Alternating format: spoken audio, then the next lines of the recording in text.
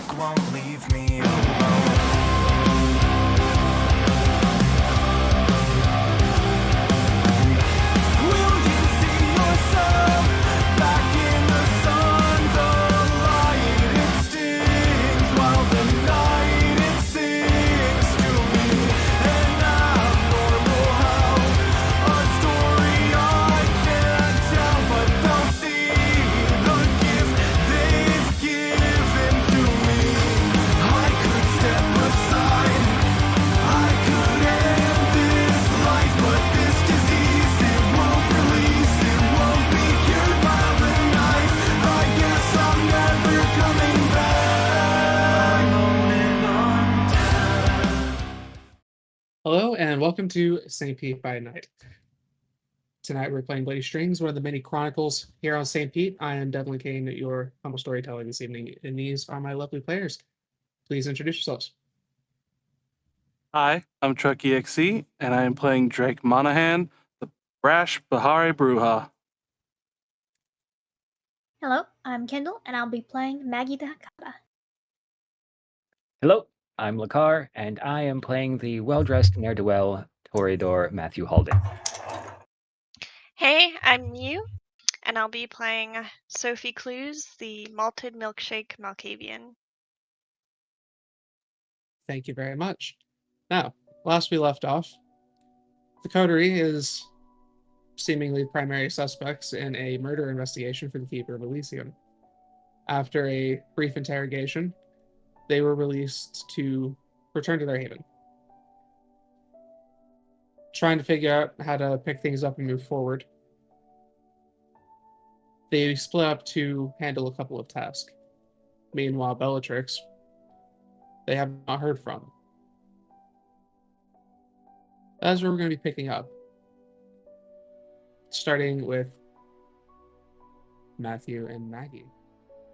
As you stepped away from the ascent, you started heading toward the studio. As you arrive, you can see the area nearby has been impacted by the storm. You are in a moment of quiet compared to what you have for the last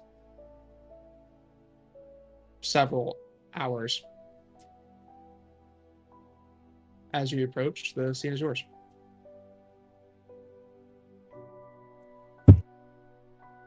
Matt is going to unlock the door and kind of motion Maggie in. After you. Thank you. Maggie would look around and wait, and kind of stop a little ways in, wait for him to catch up and follow him to wherever he needs to go.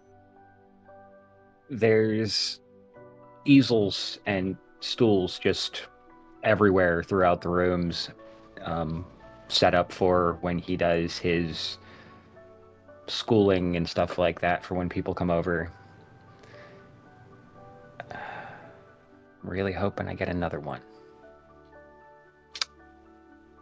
And he'll just kind of walk back, and on one of the back shelves there is the urn he got for Mina. And he'll just kind of walk up to it and it's kind of like the Raiders of the Lost Ark scene where he's kind of nervous to touch it because he feels like something's going to happen, but then he eventually just picks it up.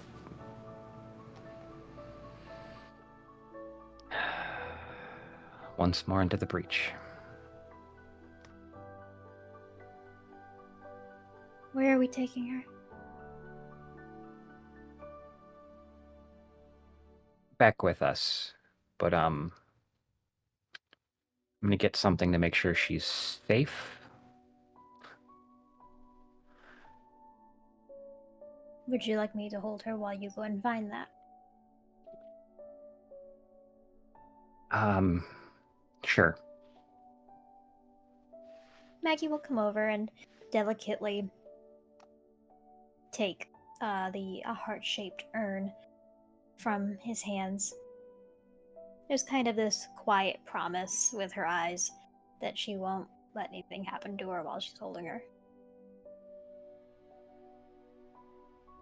He's gonna step away and come back a few minutes later with a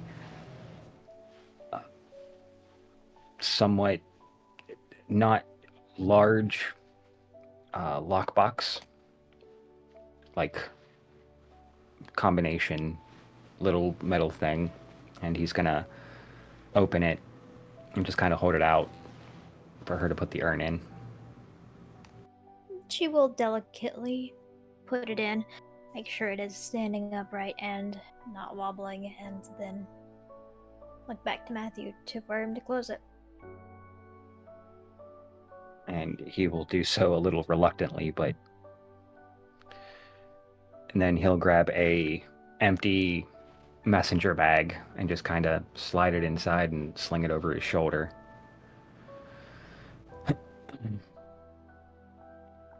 If worse comes to worse,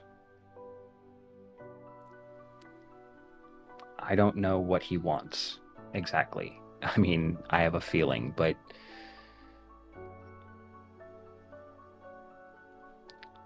if worse comes to worse and he wants me out of the picture,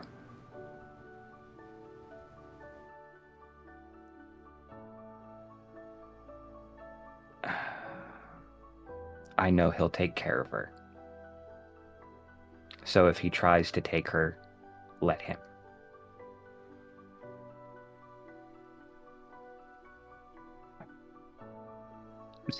Despite his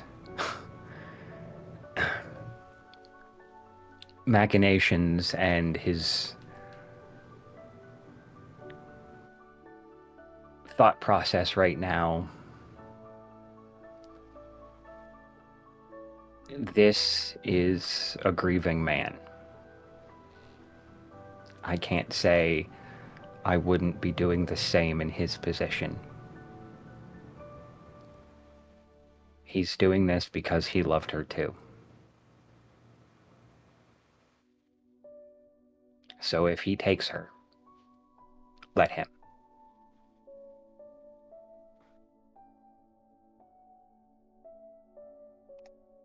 Where would you like her to be?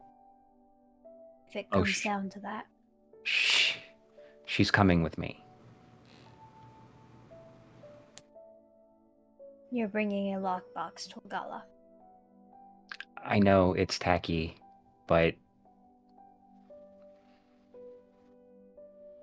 It's obtrusive. Aren't you supposed to be sneaky? oh, this is just a transporter. I'm not carrying her in this. A See. little extra security on the way back, just in case.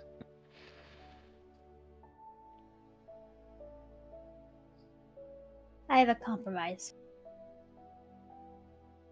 For what? This idea. I don't like it.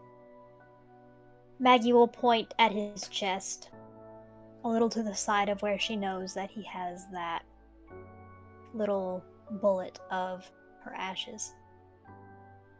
If he does away with you, he can take this off of you.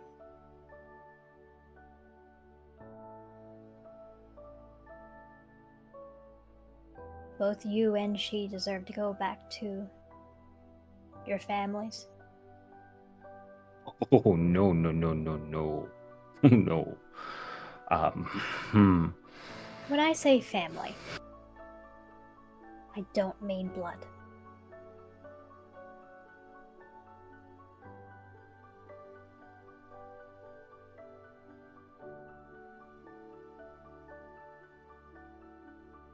I knew what you meant.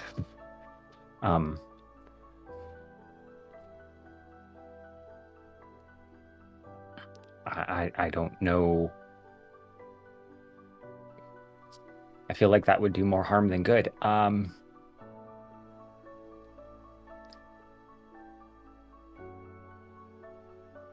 Let me think about it. Alright. Because that is a large urn. And regardless how you transport it into a gala, it will be obtrusive. I've been to a couple of them. My mother tried to get me onto this whole debutante thing. Didn't hash out.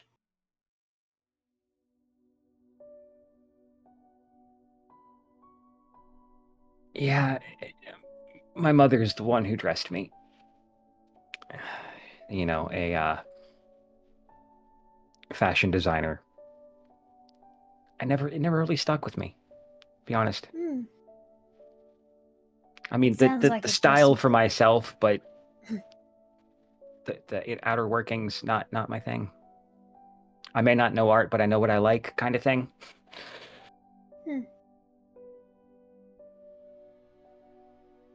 It sounds like it just made you better at dodging needles. Yeah, when she did make me the pincushion.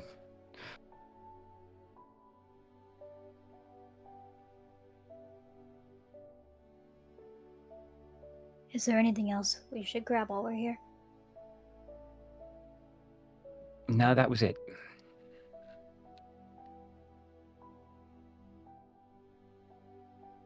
Good. Do you think he would know about this place? At this point, I'm going to go under the assumption that he knows about everything I do. He has found me or targeted me somewhere. Does he have your same skill set? Very much so. Maggie's going to activate heightened senses and then oblivion sight as she looks around. Then she'll glance over at Matthew. Everything is where you left it, yes? Unless the storm shook some stuff around, yes.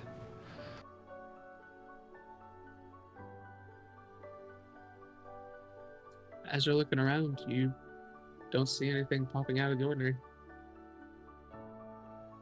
Okay. She'll deactivate her oblivion sight. Better safe than sorry. It's my motto. I thought your motto was jumping from one truck to another. No, that's just, that's my wheelhouse. Motto, wheelhouse. Such vastly different things. You say tomato, I say death wish. I am well aware of your death wish, Matt. But that's behind me, and it didn't quite go the way we wanted it to. Of course, as I told Miss I was Clues unaware the you other were day. walking backwards. I'm an 80s child. I moonwalk. I see. So does that mean everything is behind you?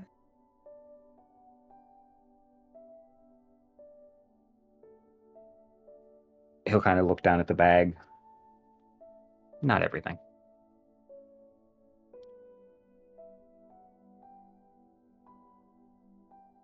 She'll look down at the bag and then back up at him. Are you sure there's nothing more we can do for her?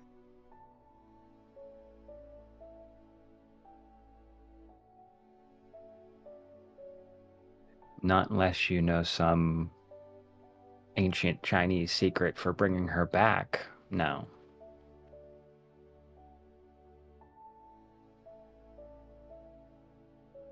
Not personally. And she wouldn't be happy if we did. I'd never hear the end of it. But it would be worth the whining. You wouldn't hear it at all. She strikes me as the kind who would leave. I was going to say glare on wordlessly. Yeah, definitely. Alright. Well, there's nothing more we can do for her. It's just you then.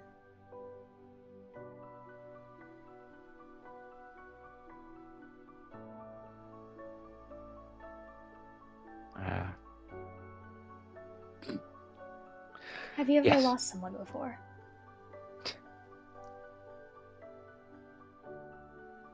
Not like this. You could say my parents are dead to me, but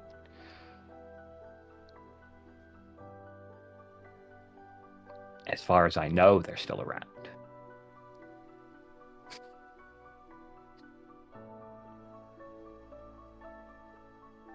Although I wouldn't say that they were dead to me. They did what they had to do.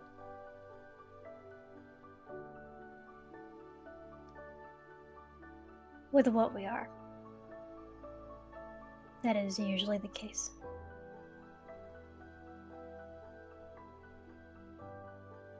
But have you mourned yourself?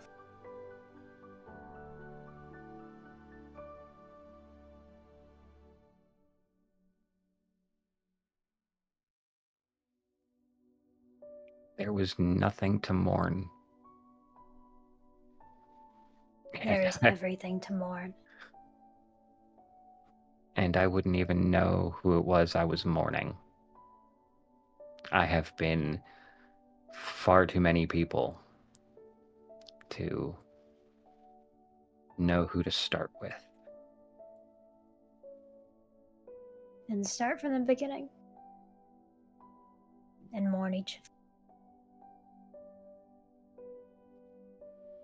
You may have been many. But each of them deserves acknowledgement, remembrance, and allowance of grief.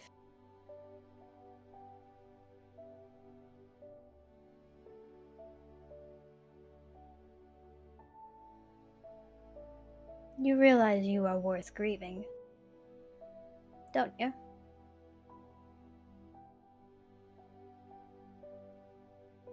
Are you kidding?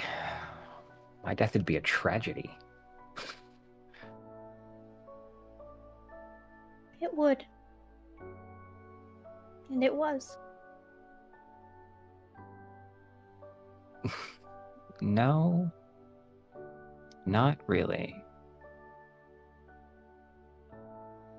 That was probably the best day of my life.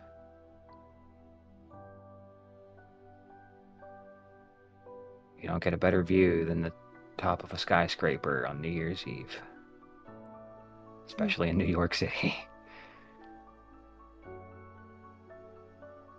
Have you ever seen the moon from underwater?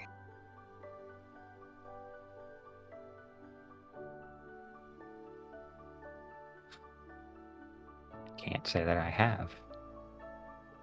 I think my view was better than yours. But that doesn't mean I didn't mourn myself. But my new life, what I am now, is better than what I had. It is okay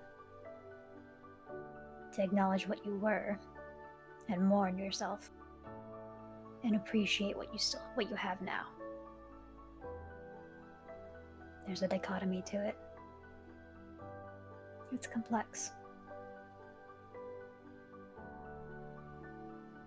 She'll kind of look around to his art pieces. None of these have one simple meaning, do they? And he'll kind of look around and kind of linger on each one.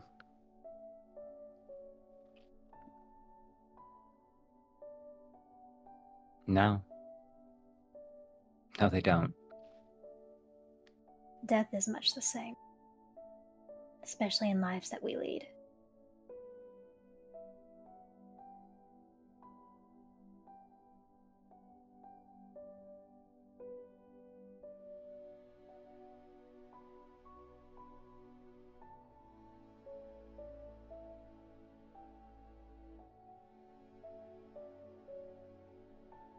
I suppose there's some wisdom in that.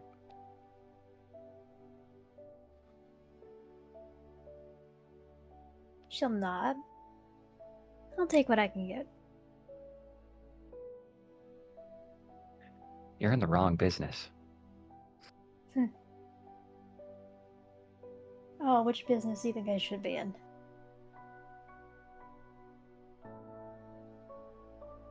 Supernatural therapy.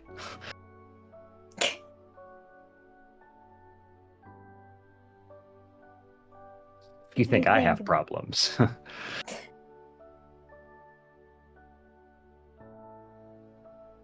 think it is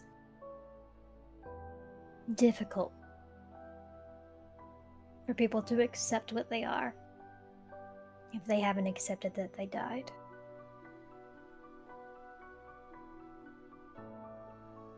Recognition is the first step.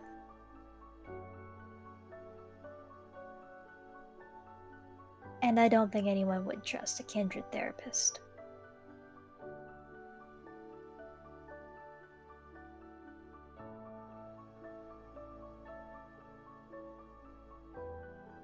Fair.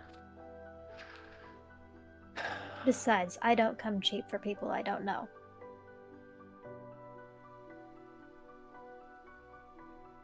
Send me the bill.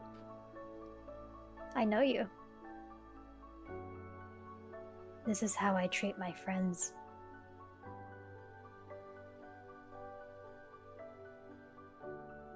Oh, then I'm glad you're on our side.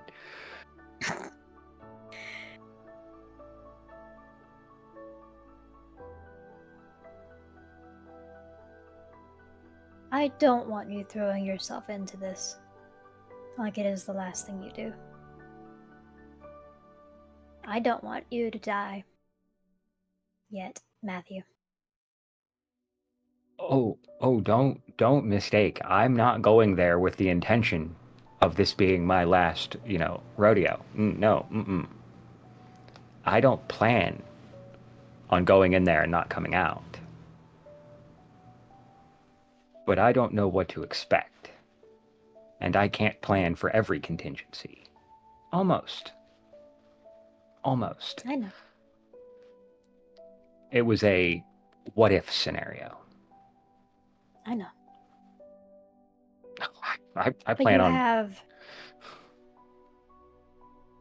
When they present themselves, you tend to have suicidal tendencies.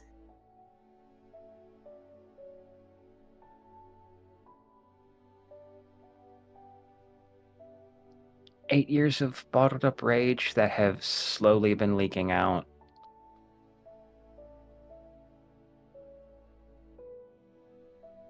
I can't say for certain that I won't immediately want to leap across the table when I see him, but I will do everything in my power to keep from doing that immediately.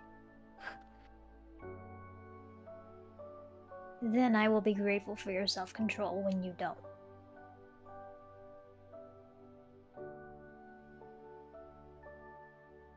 Do you not feel safe with your anger?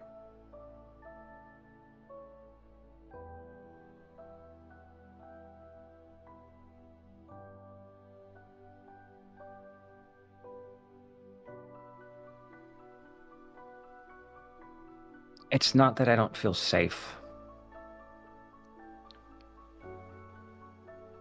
Had this been anyone else,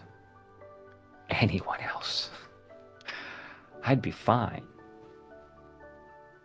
But as they say, betrayal doesn't come from your enemies. And that's what hurt the most.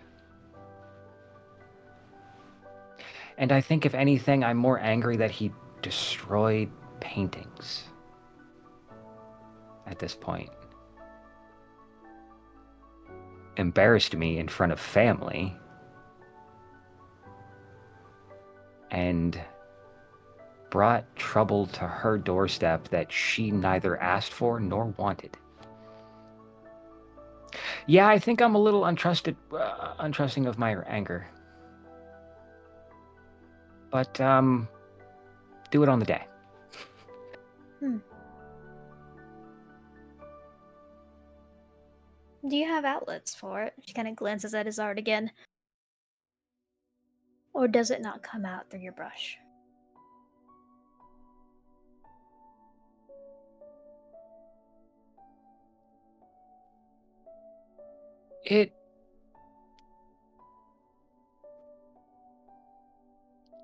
The rage comes out through the palette. But when you're trying to now have to cover up someone else's anger, it's daunting. Well, then it's a good thing you are not doing it alone, isn't it?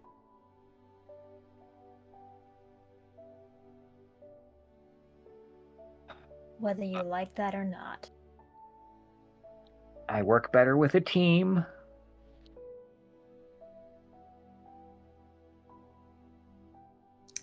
As much as that bothers you.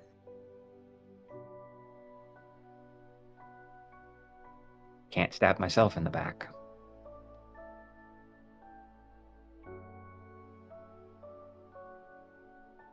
Nope, but you can certainly jump off a truck.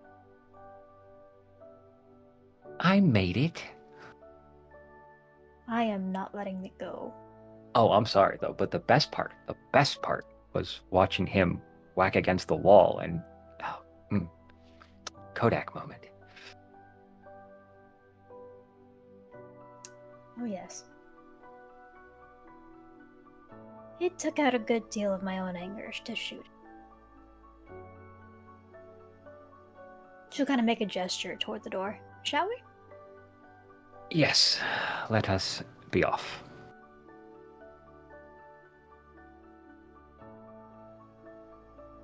You make your way out of the studio, heading outside. You see the storm is starting to pick back up a little bit as the eye passes.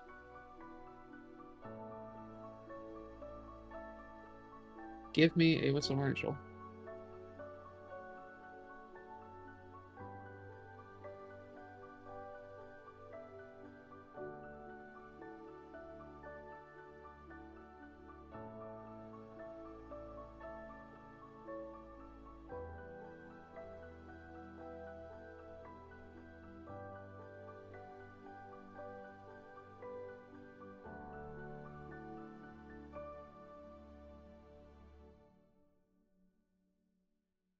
Four.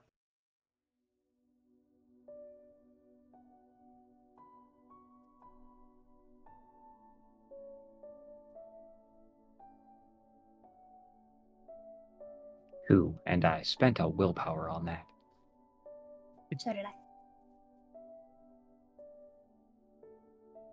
You don't, Matthew, notice much as you hold on to the objects you took out of your studio, Mina, and you look over as Maggie, you notice across the street as you leave the building. Not on a very high rooftop, but far enough that it would be inconvenient for you to give chase. You see somebody perched on the corner, wearing dark fatigues, seeming to watch the entrance of the building.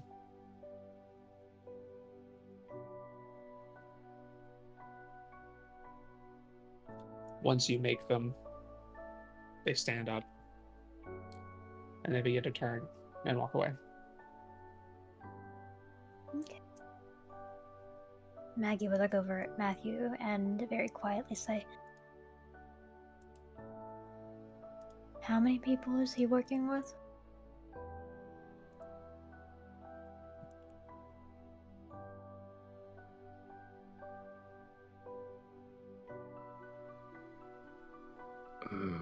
Between... So far, I got 4. Do they usually wear black fatigues?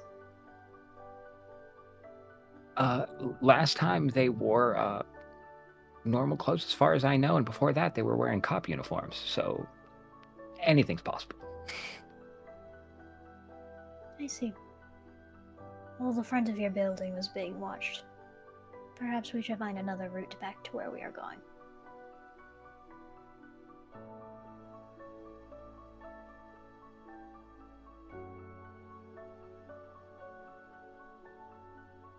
Got it.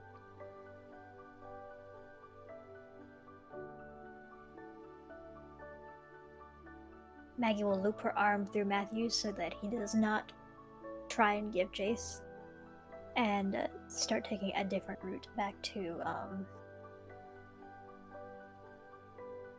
I can't remember the name of the place. The Ascent? That one. The Ascent. You begin making your way and arrive at your destination unhindered. As we come back a little bit, as your coterie mates left, what do Sophie and Drake do as you are left in the Ascent? So Sophie is pouring a hot kettle over a teacup with one of Bellatrix's specialty tea concoctions that is meant for calming. And she takes the cup and has the warmth in her hands and walks over and sits next to Drake.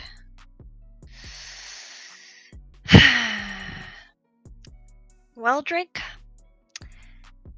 I always knew that I would go on to execution by trial for killing a man, but it's some sick, twisted irony that it's for Edwin, who we had no part in hurting at all. Drake will lift his hat a bit and side-eye her some with a smirk. I'm sorry, have you already killed a man, little lady? Well, I killed one man, yes, but he was going to hurt one of our coterie, so I think that was quite justified. I've killed no other men, although I failed to stop one, which I suppose I failed to stop 2 now. That really isn't my fault, is it? But I'm still going to be put on trial for it. It's very disheartening. So what bothers you more, having killed or being on trial when you didn't kill? Why is there such a distinction for you? Well, I think, there are some moral situations where a killing must happen to protect, the greatest good, the good of the realm, as they say. But it's very frustrating to be punished for something that you didn't do. It's not justice, and if only there were cameras in the room, that would have really solved our issue. I mean, I'm Yeah. sure you've run into the law before. Have you been? No, you've probably committed all the crimes you've been accused of, haven't you? Other than this one. Greg just gives her a smile. I've done a couple things, but this ain't about me. Tell me about it. Your first kill. What did it make you feel? Well, there was quite a sadness and rush as I felt the little furry creature pass on in my hands and stopped breathing. Oh, Although my. that's really the only first one that I remember. I killed 3 others while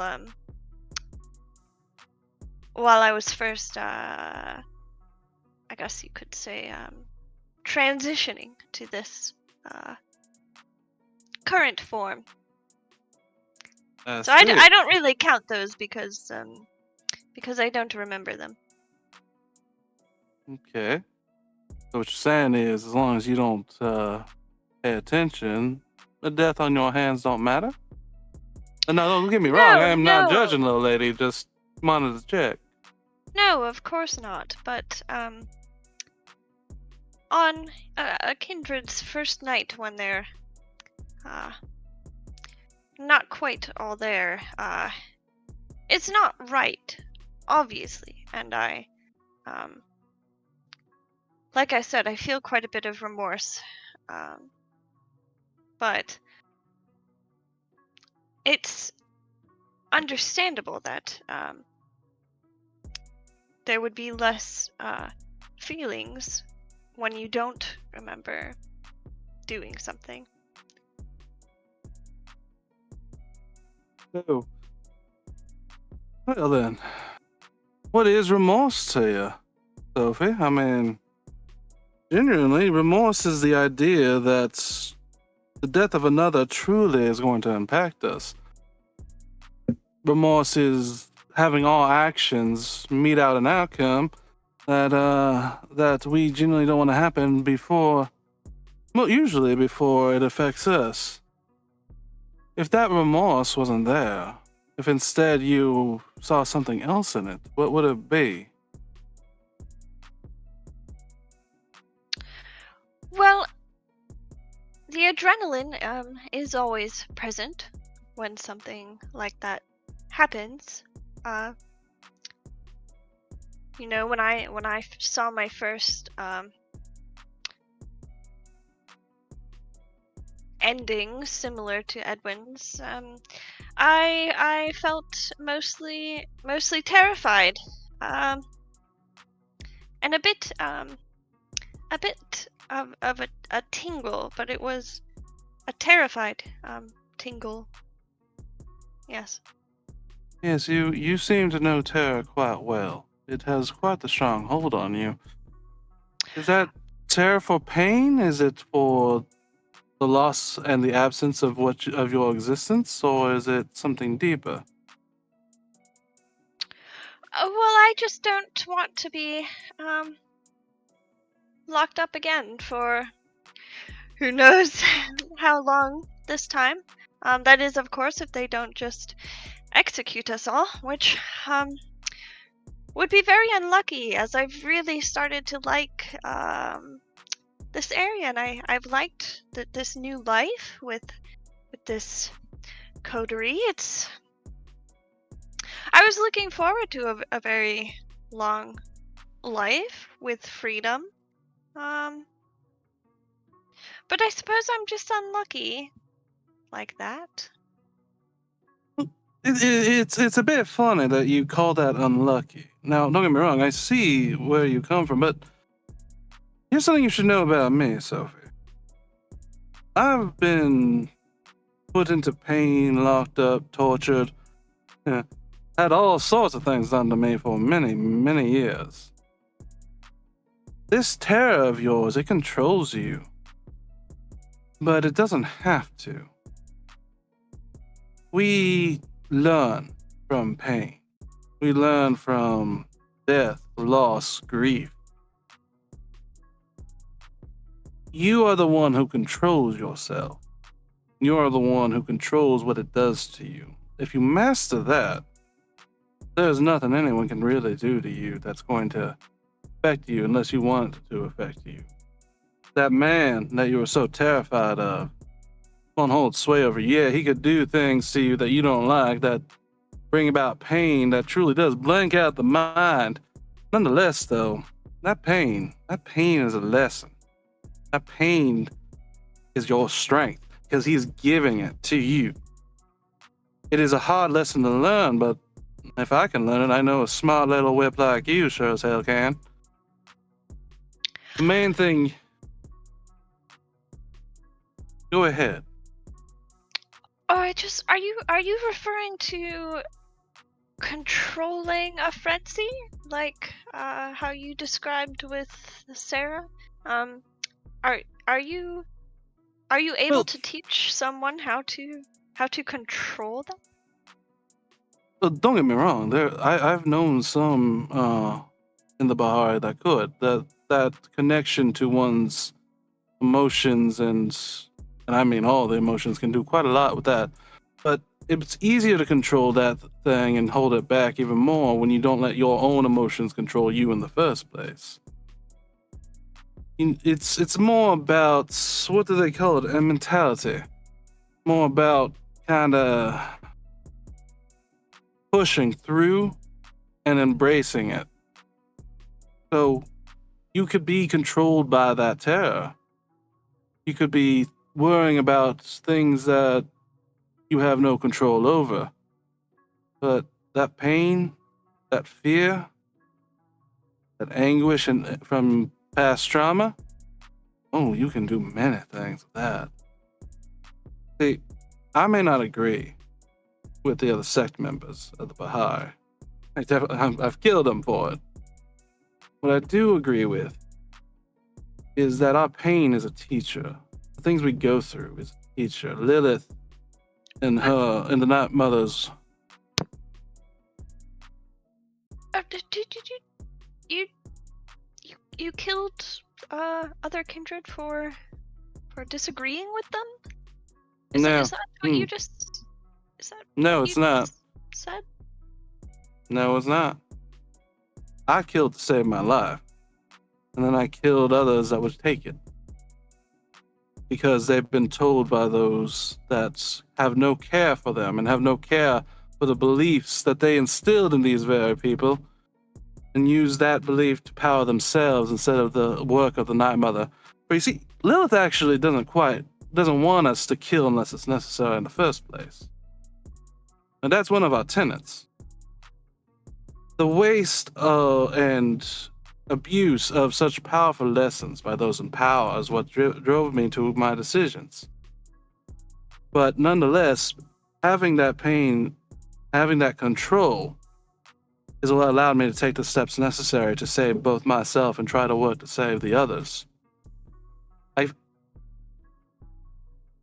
Can you see what can't be seen, Sophie? Well, I do believe I have quite a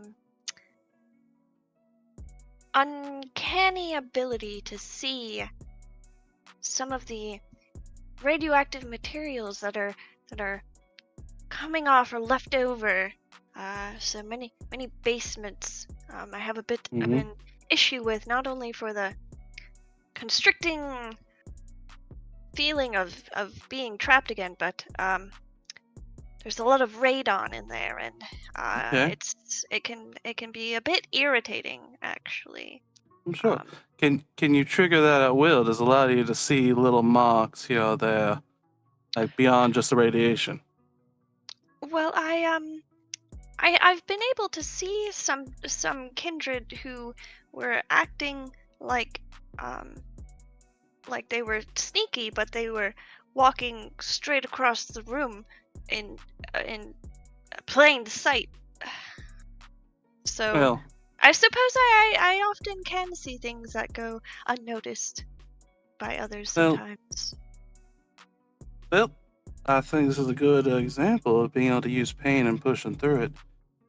Well, then, I know there's something beyond me that you could probably see if you use that sense. It'll hurt. It'll hurt a lot, but it might give you an idea of why I'm so sure of myself. See,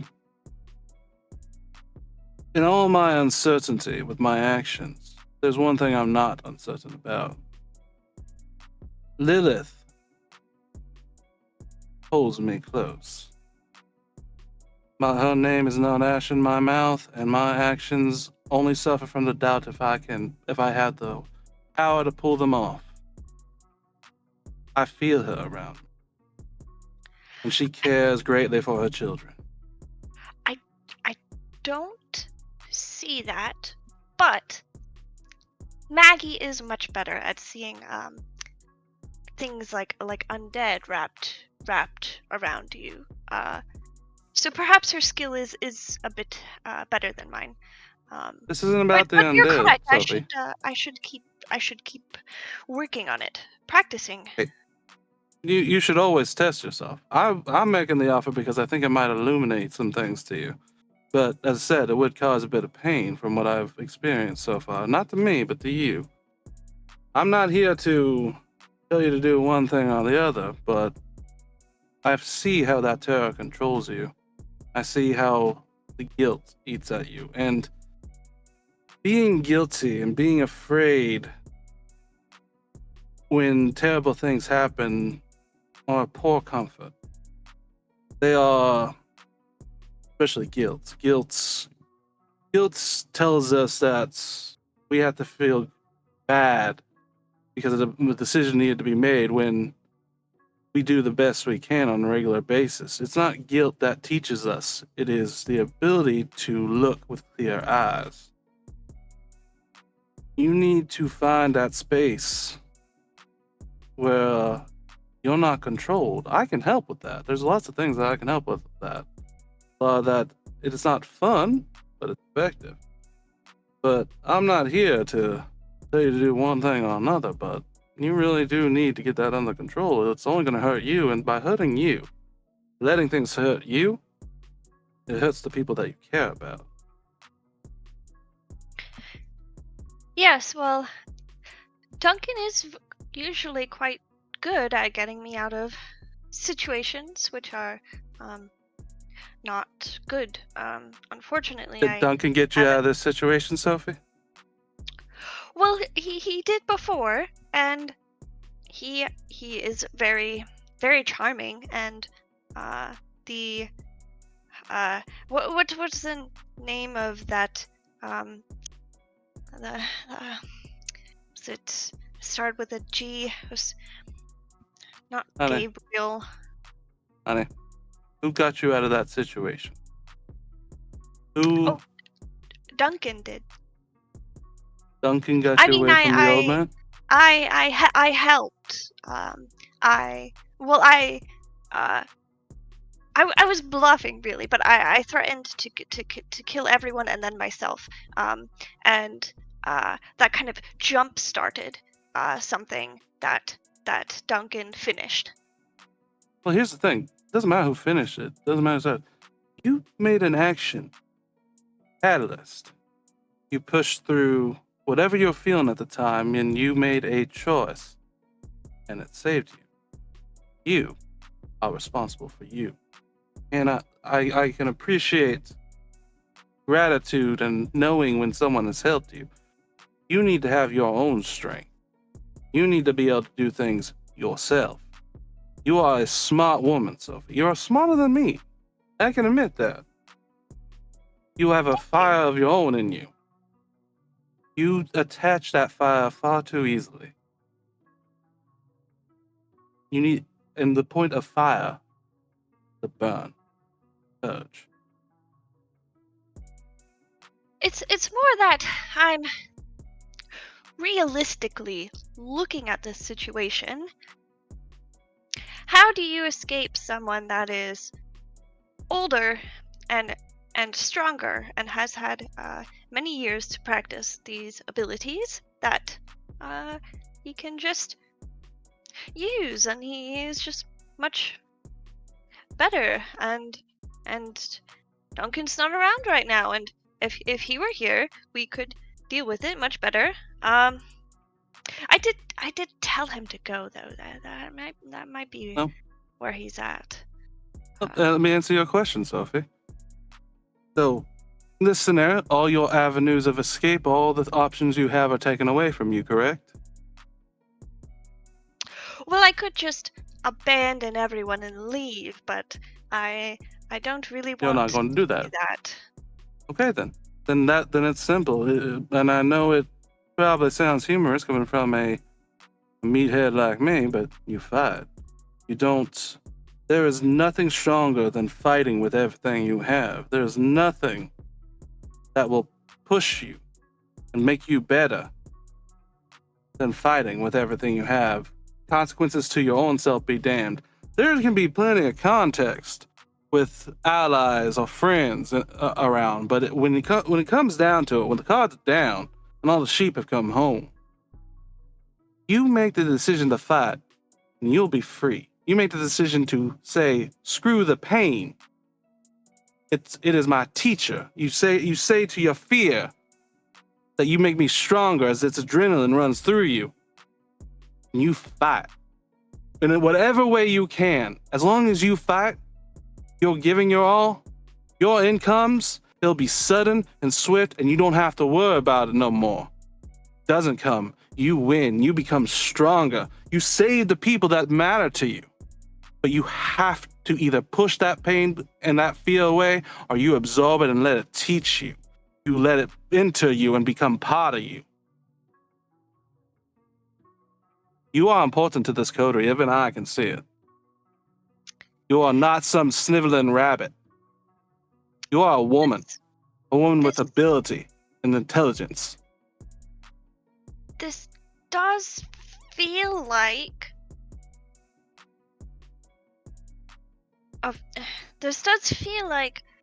giving advice to a small child that against a bully they could just beat up the bully that is 2 times bigger than them. I appreciate the advice. I get it. I get it, Sophie. I do. It's not always applicable to say just work through the pain and fight your hardest when there are severe advantages, an imbalance of advantages. That's very true. However, I'm not talking to a child, and this is not a situation a child's going to find themselves in. This is a situation of someone who could rob you of your senses, trap you forever, and could probably hurt all the people you care about. When you are out of options, you don't lock up. You lock up, they win every time. It doesn't matter how tiny that push is. It doesn't matter how small that flame gets. There's always a chance if you just keep pushing. When all the cards are down, you're right. That bully is 2 times bigger than you, 3 times stronger. I fought an entire group of kindred before. Even I am not all powerful. Gabriel could probably kick my ass. I know I can get my ass kicked. It doesn't stop someone when it's important to them. So what have you learned? Are you the type that will truly give in and let pain, fear, anxiety, and abuse win? Are you going to learn, no matter how much that pain rips at your sense, no matter how you lock up with that terror, are you going to learn how to overcome it? Are you going to learn how to take it in and push through? Or do you just become a rabbit? Well, I assume that I'm going to fight as hard as I can until he turns to me and says, "Kill yourself," and then I'll be compelled to do so. and then you don't have to worry about it no more. That's my point. If he wanted to do that, he would have already done it. You have a value to him. No matter what he does, there's always going to be some small sliver of a chance that you can win. I'm not telling you to do nothing except try to learn and try to embrace all of that negativity. Otherwise, it's just another weapon against you. It's a hard thing. I can do my best to help you with it. I'm very familiar with it. But at the very end of it, you need to understand that for yourself. I'm not going to judge you either way, Sophie. I'm just trying to help you because I know what you can provide to this coterie, and honestly, you're quite the sweet little bean if I say so myself. I don't want to see you give up. Yeah, so I'll just try to stop having anxiety. Oh, And have panic. anxiety. Here's what I'm saying. Have anxiety. You feel that. You feel it all. And you embrace it. It is a part of you. Pain is a part of you. Terror is a part of you. Anger is a part of you. That's what a lot of people don't get about such things. It's not that we should cast our negativities aside. That we accept them, bring them in, let them fuel us. They heighten the senses. They push us when nothing else will. And then once we master those, no matter how grueling and terrifying the prospect, we master them. There is nothing that can stop us.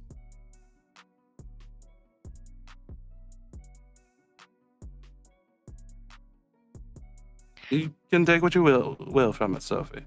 But this is what I... Until he compels you to stop, and then you do stop. Yeah, but there's always going to be that part of you inside. There's always going to be that part of you. You think I haven't been under compulsions before?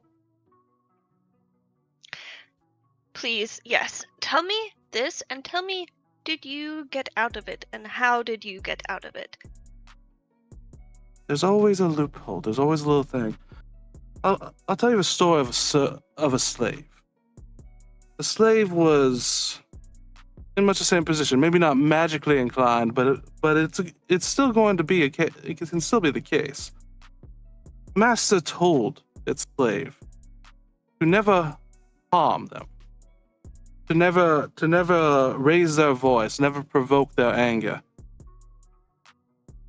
And the master was a very angry man, very consistently angry. And slowly but surely, it took time. It took a lot of pain and suffering. Slade was able to find a way to beat out that abuse-ridden training, for lack of a better word. You want to know how they did that? Because it made sense. Through all that pain and trauma that compelled their body to react how it needed to, the only way to keep an angry man from never being angry at them, the only way to never harm them, make sure they died. So the master was killed. Maybe not by a slave, but accidents happen. What's the best way to follow an order when it's an impossible order? Magic is magical mumbo jumbo things are just like that. The order is concise. The order is pinpointed. However, a smart lady like you, it's going to be very easy to twist that into working against them. So even in that scenario, barring them making you kill yourself, you can find a way. There's always a way around it.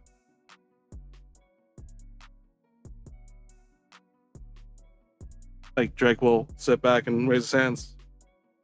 That's all I can say. It's coming from a place of care, and I'm not here to argue or say anything else. I respect you, Sophie. I just hope that's at least something helps you out should things go bad.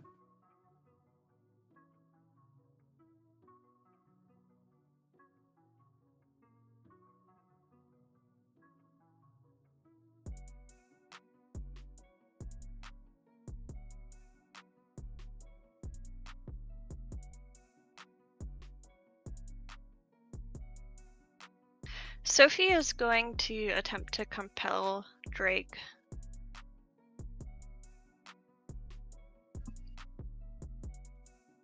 Okay.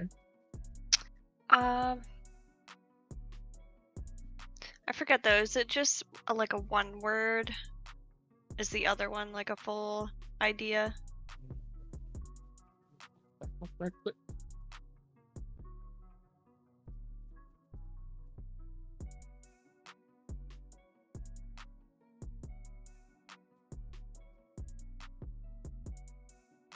Yeah, it can be one word as long as it is a clear command.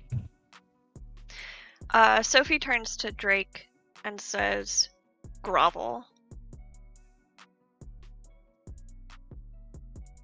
All right.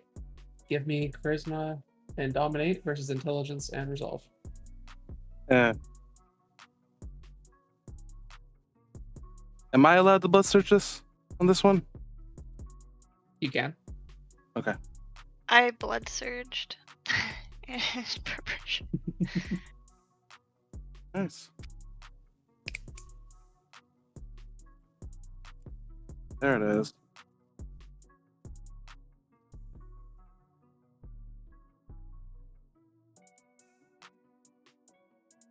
In the will. Does Jack SWAT?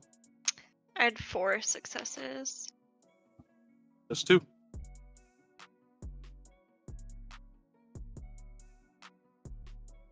Grovel. All right.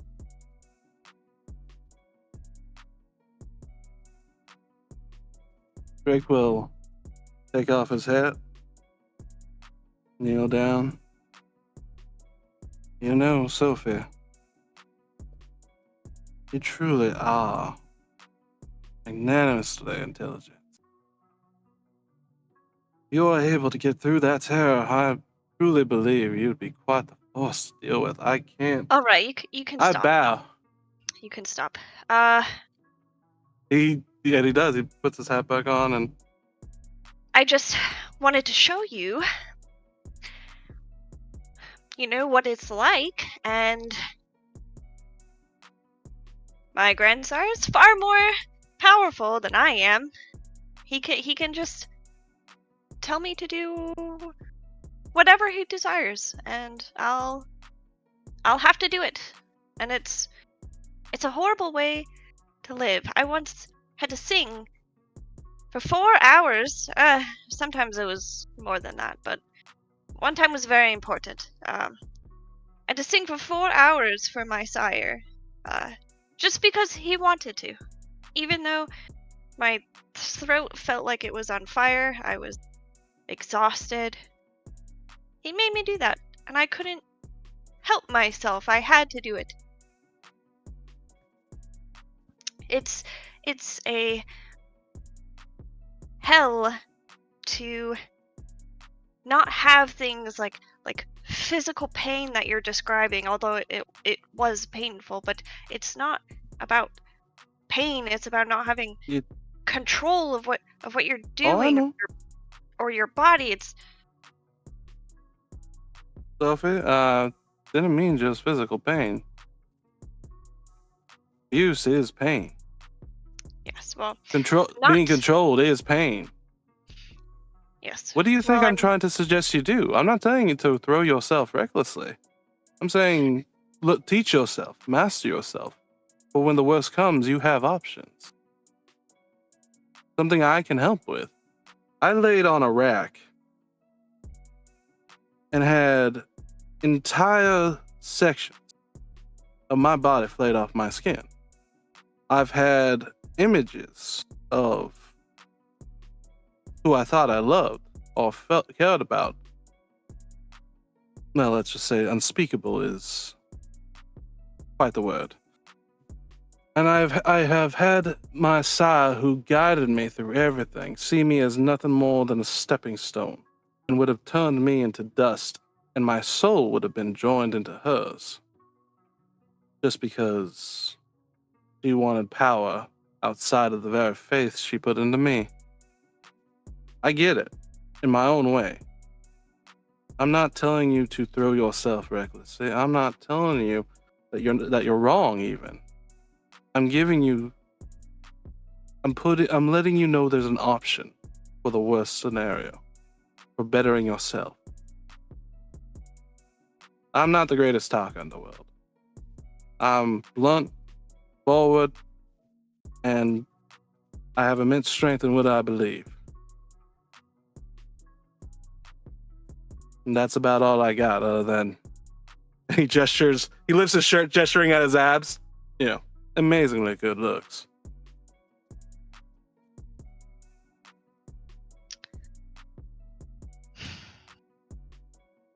How much time do we have realistically? How long do these sort of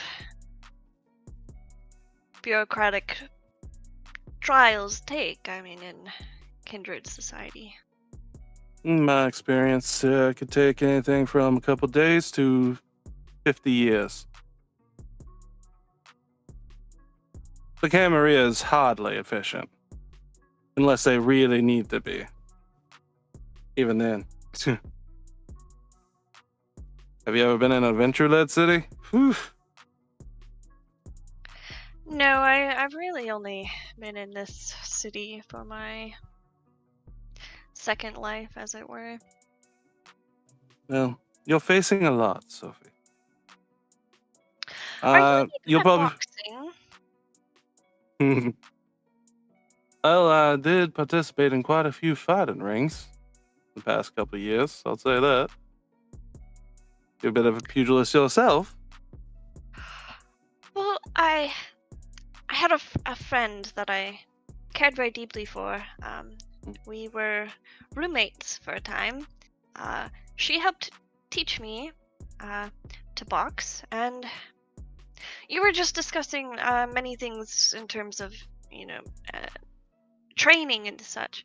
I think I would like to do more training with boxing.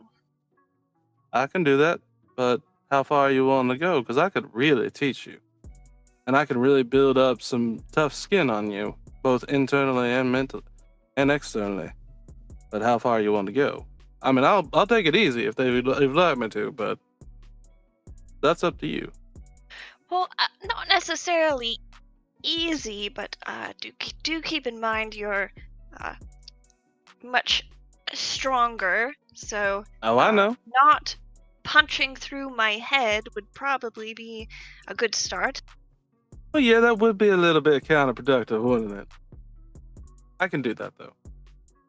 I can absolutely do what I can, and maybe see if I can teach you in a bit of a better way than my sire taught me. About that moment, there's a knock Thank at you. the door. And he'll gesture and grab a steak. Stay over there, and Drake will go check, looking through the eye hole. You see Mr. McTeer. He'll just and open the door. Hey, boss, what can I do for you? He steps in, kind of scans through. I was hoping to give you the news all together. Where's the rest of your group? Matt and Maggie went out to acquire something very important, but it's a quick one and done. We made sure that no one was separated and they're laying low. Well, then I'll trust you to pass this information on to them. I've come to inform you that you are cleared of all charges. We've received a confession. Oh, by who? I'm not at liberty to say at this time. It's not Duncan, is it? He kind of glances over at you for a moment. I really can't say. Well, you can nod, right? One nod for yes.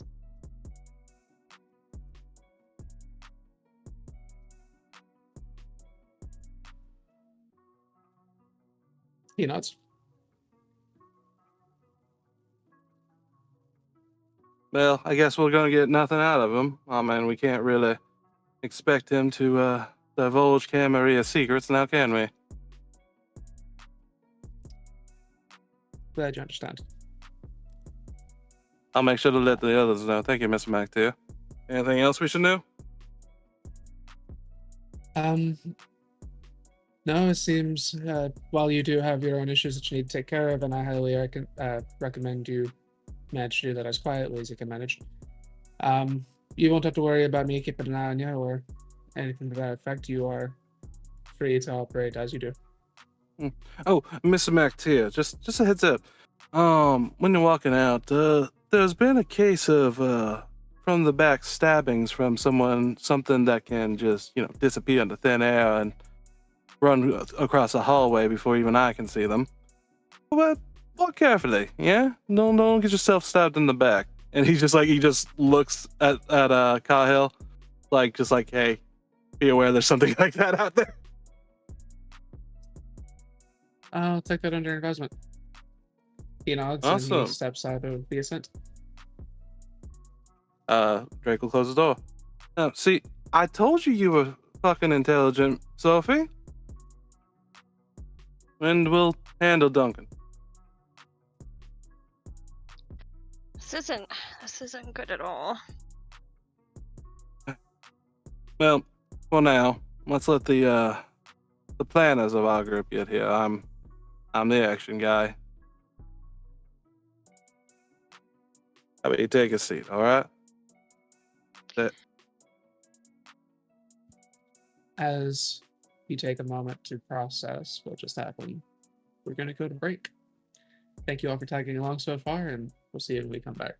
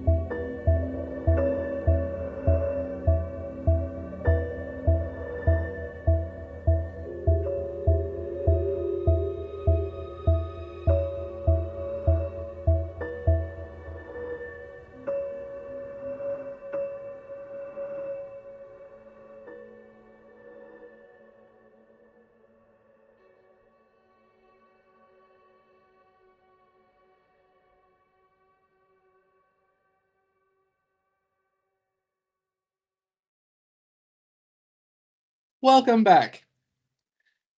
When we left the break, the two sections of our coterie had gone off to handle business, one to talk through some things, and both had some pretty heavy conversations. At the end of one of these conversations, though, they found out that Duncan had confessed to the murder of Edwin Kate.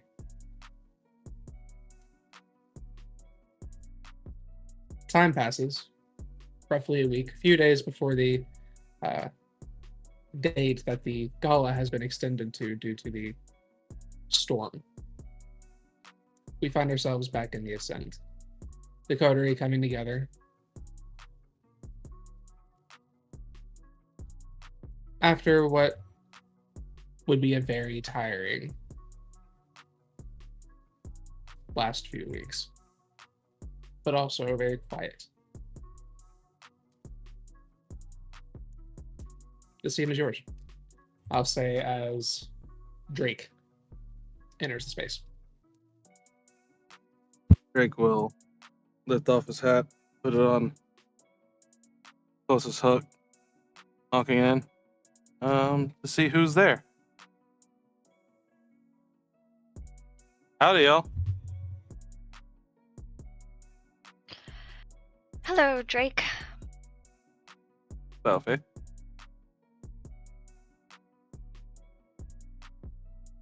Hello.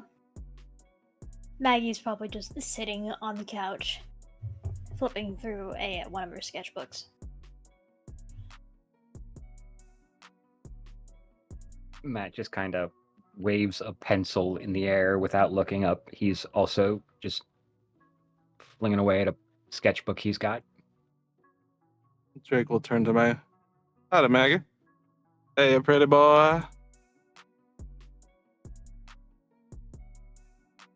So, do we have anything on the agenda this time?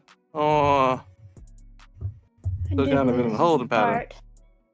I do believe this is the part where we start scheming and mechanizing and figuring out what we're going to do about the gala.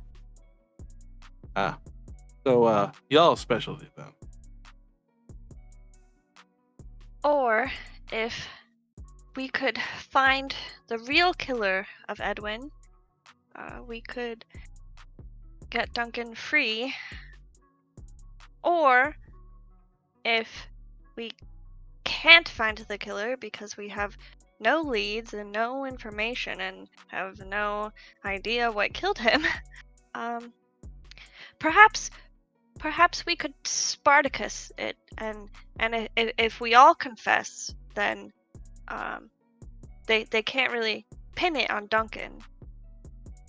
Or just honey. I could. I know that that's a big ask. What? of you. Do you know what they're doing with him yet? No, I don't. But I assume it will be execution. I mean, that seems par for the course with kindred. Have you asked? Well, technically, we aren't even supposed to know. Ah. Do you know if he's still alive? I haven't actually seen him. When I went to the Dahlia earlier, they wouldn't let me enter. So I don't know. Right. So,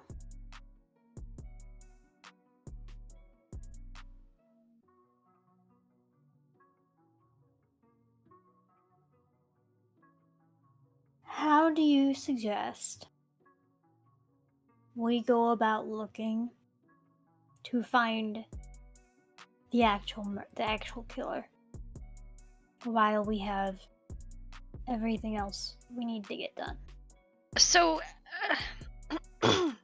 well, we don't have many great leads in terms of finding the actual killer, which is also a bit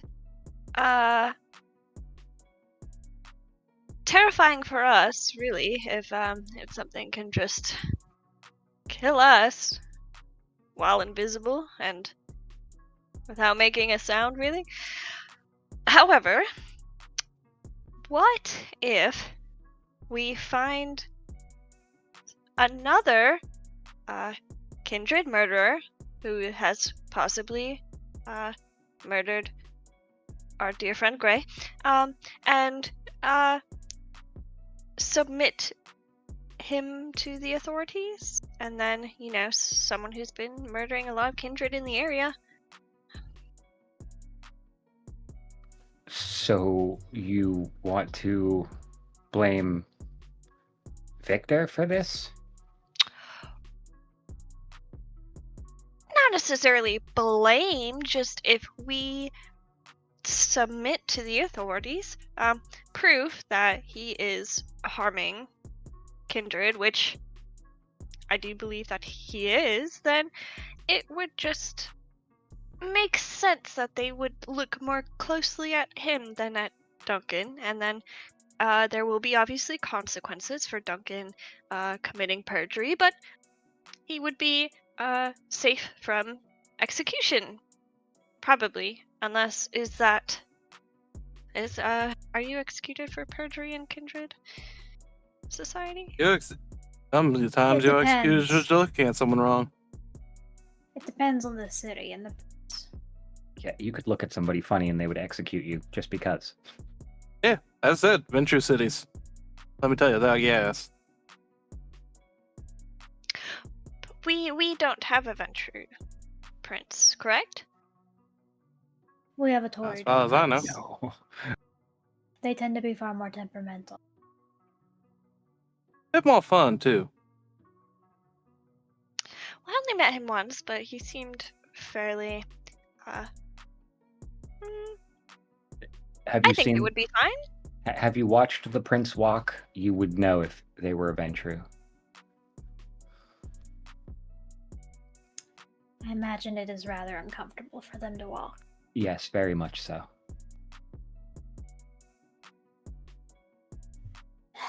Ah, I get it. Well, we may need to put a pin in this, so to speak, until we can find out if he is still alive. She'll look over at Yeah, we- Matthew. Weren't you going to dress us for this occasion? Yes, yes. As a matter of fact, we need to get out of here. This place is starting to cramp my style. And y'all, don't get me wrong. You're beautiful. I love y'all, but we need to do something about all of this. Drake will look down. It's like, Yes, you I mean- especially. he just looks mad at the. You're a pretty boy, but you're not quite in my league there. This is more about fashion than looks. Who Part of needs it clothes anyway? is looks, though, because if we fit in with the crowd well enough, we'll be able to get what needs to be done and save Matthew, and then save Gray, possibly, or at least get some closure if something has happened, and then save Duncan. You hear that, Matt? we'll You have needed saved everyone. saving. Our dear Sophie's gonna ride in like a knight in shining armor for you, man.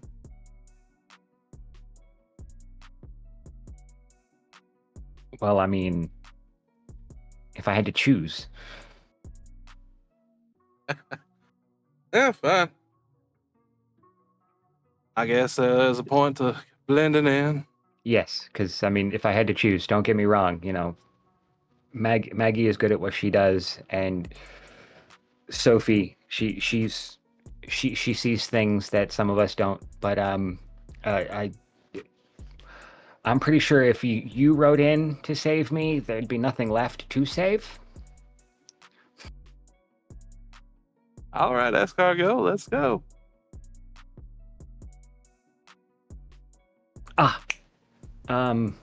Question. Anybody in the room? Yes, we're all here.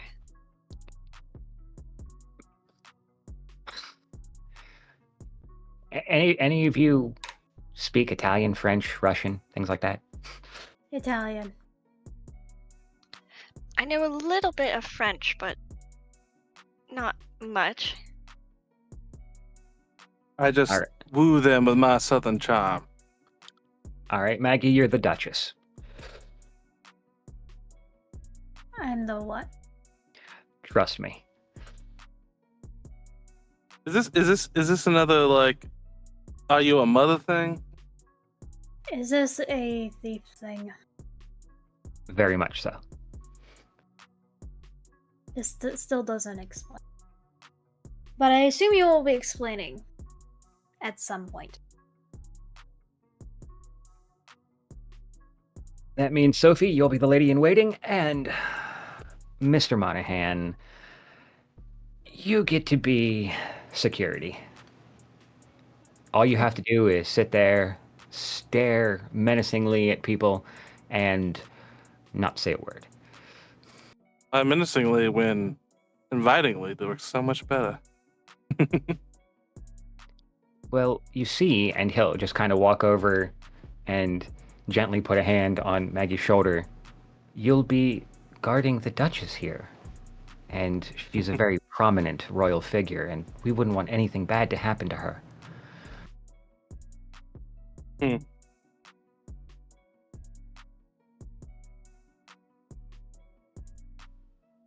Are you having me pose as a member of aristocracy? Just for tonight. I thought we were shopping tonight. Best of both worlds. You really can't do nothing simple, can you, Matt? Never. Simple is boring. You know what? I can't knock you. I can't knock you for that one.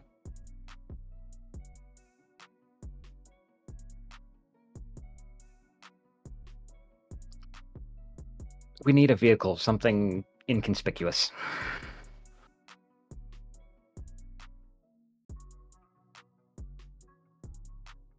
I have a couple of different cars. I don't just have the hearse. Good, because that would really put a damper on the plan. I have no When- doubt. When Edwin was alive, he could have just called us some cars. Yeah. I did. Worst to worst, we can always rent one. Nothing that leaves a paper trail, preferably. If we've already Pretty got sure one that's why you use. disposal. Pretty sure that's usually why you'd want to use cash, no? Usually rental agreements require a contract. Yeah, fair. I just took cost.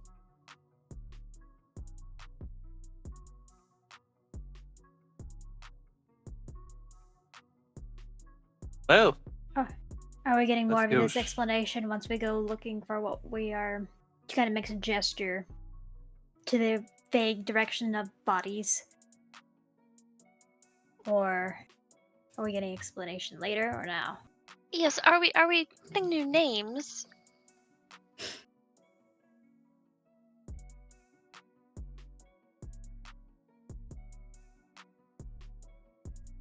Have fun with it.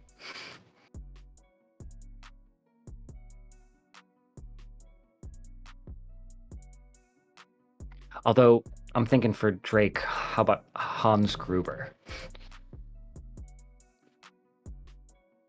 you know, I haven't worked on my German accent in a while.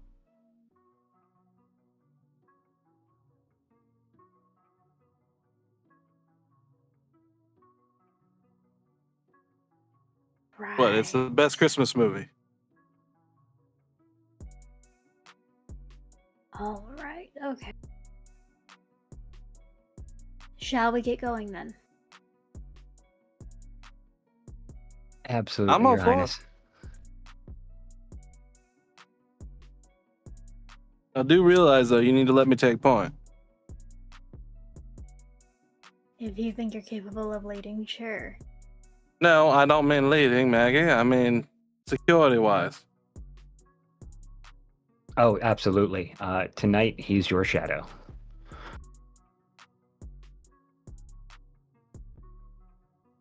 I'm not sure how much I'm going to enjoy this of yours. Probably as much as Mina did, and she loathed it.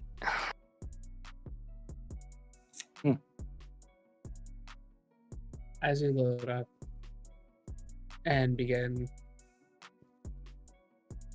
heading to your destination, Matthew, where are you taking them? He's going to find some clothing store that's high-end enough to suit their needs.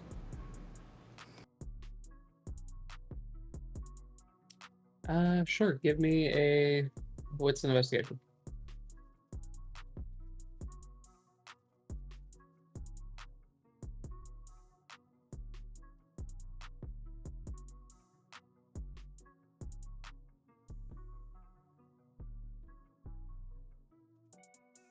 Five with a crit.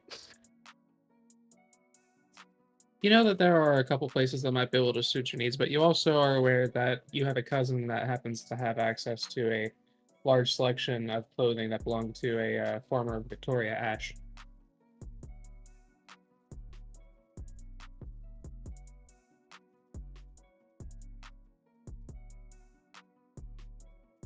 You know, I get so in my head on these things, my plans and fun. I always forget the most important rule.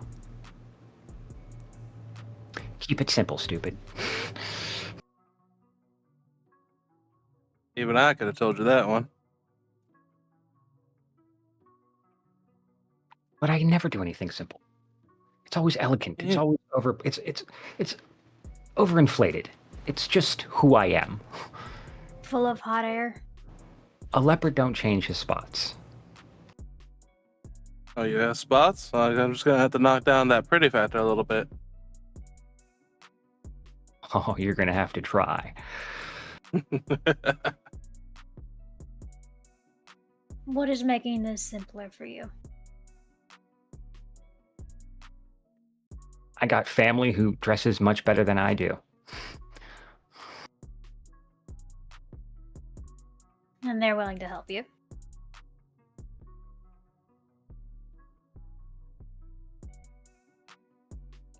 I mean, our last encounter didn't end well. Who knows?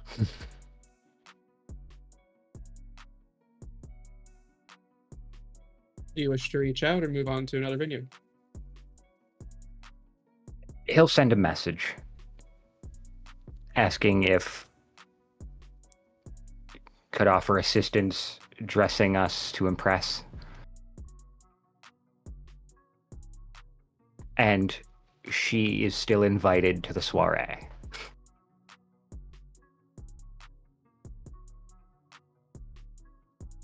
You'll receive a reply that has a unit code and an address.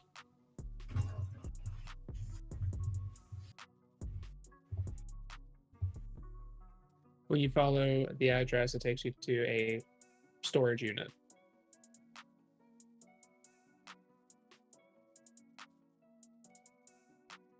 After putting in the code, you open it up and you find a fairly large closet.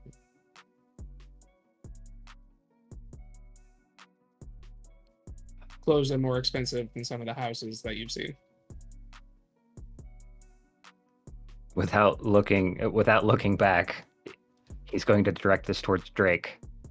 You didn't even have to fall off the building for it to be Christmas. Yippee-ki-yay. Who's Yeah, these? a large selection. Sorry, go ahead. Maggie looking over at Matthew. Whose are these?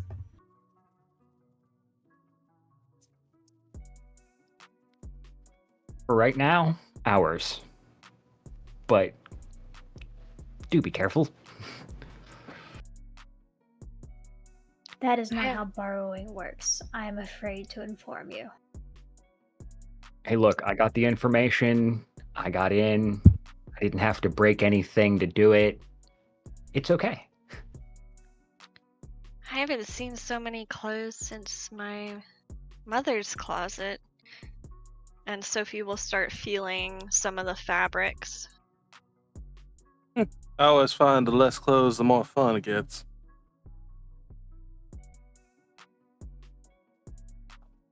There's a large variety of clothing here. There's clothing for men, clothing for women. There is a peculiar amount of rather silly or goofy looking clothes. All look like something out of like an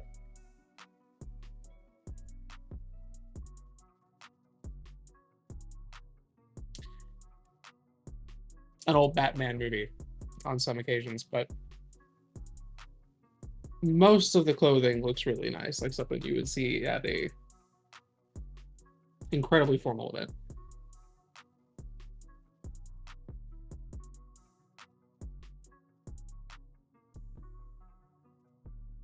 Hey, Matt, we could make you Harvey Dent, a penguin.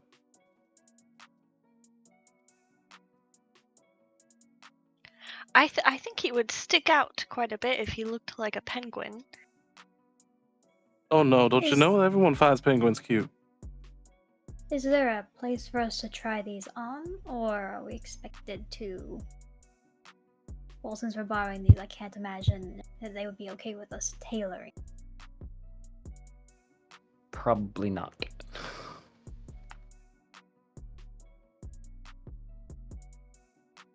Are we just trying these on in front of each other, or is there a place for that? Drake's already taking off his vest. Whoa, whoa, whoa, whoa. Pump the What? brakes. I need to get this off and put it over somewhere. It'll be easier. I don't have to take it off every time. All What, right. y'all think I was gonna strip right in front of you? Thought crossed my mind. You do everything else impulsively. Y'all would be so lucky.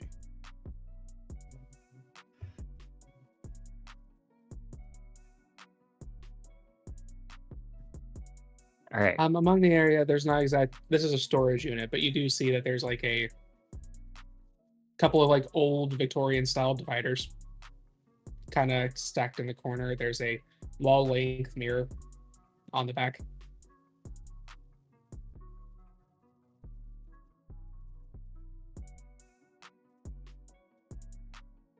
Oh, Master Clothier, what you thinking?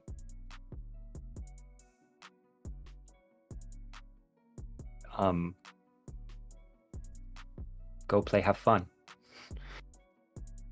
Nah, you seem to have such a reaction to my fashion sense. I figured why not let you dress me. Of course, I gotta stay over by our lovely Duchess, but Maggie's already not? walking off to go and look at the dresses.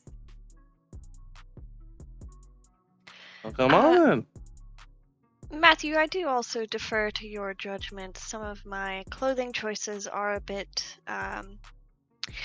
dated in terms of current society, and I want to blend in as much as possible.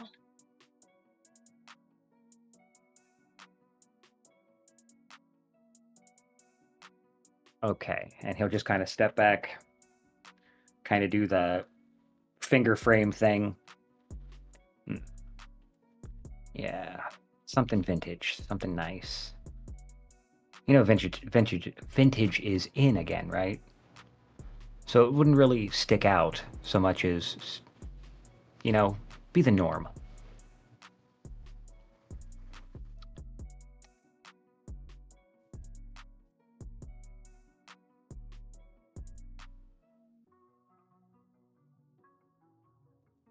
For you, Mr. Monahan, monkey suit, little something that won't bust at the seams the second you put it on.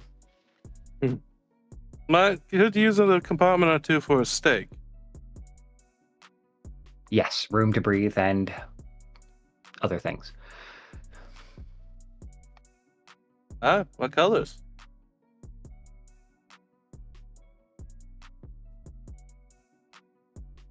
something that won't stain and won't be obvious, so nothing white. And yet here I was thinking I could be as pure as the driven snow.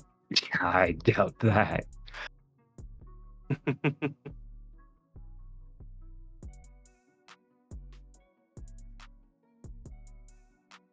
Maggie will start absentmindedly thumbing through the dresses. Most of the ones that she's pulling out and looking at and holding against herself are some shade of green, and the sleeves go at least down to her elbows.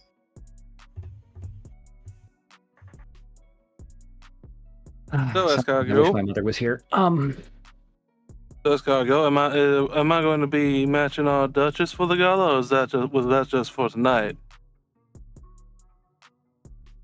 We'll call that Plan B. Had this not worked out. Fine. Light gray, smart slacks. Probably need to go with a dark button up and a subtle tie.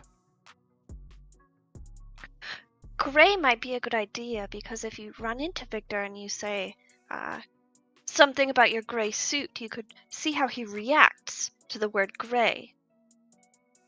You are forever precious, Miss Sophie. Never change. She has a point, but that would require someone a little more insightful to be able to interpret his reactions. He does have a little bit of a fascination with me, so one of y'all might be able to.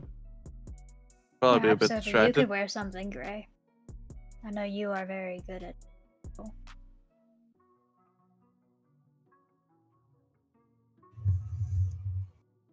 If you were to run into him, that is.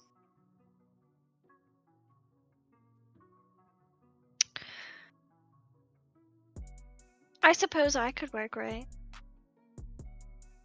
Oh no, not gray. Something like an accessory that is gray. That is a much better idea. I was a little bit worried about how it would look on my complexion. Yeah, You know, nothing too dark.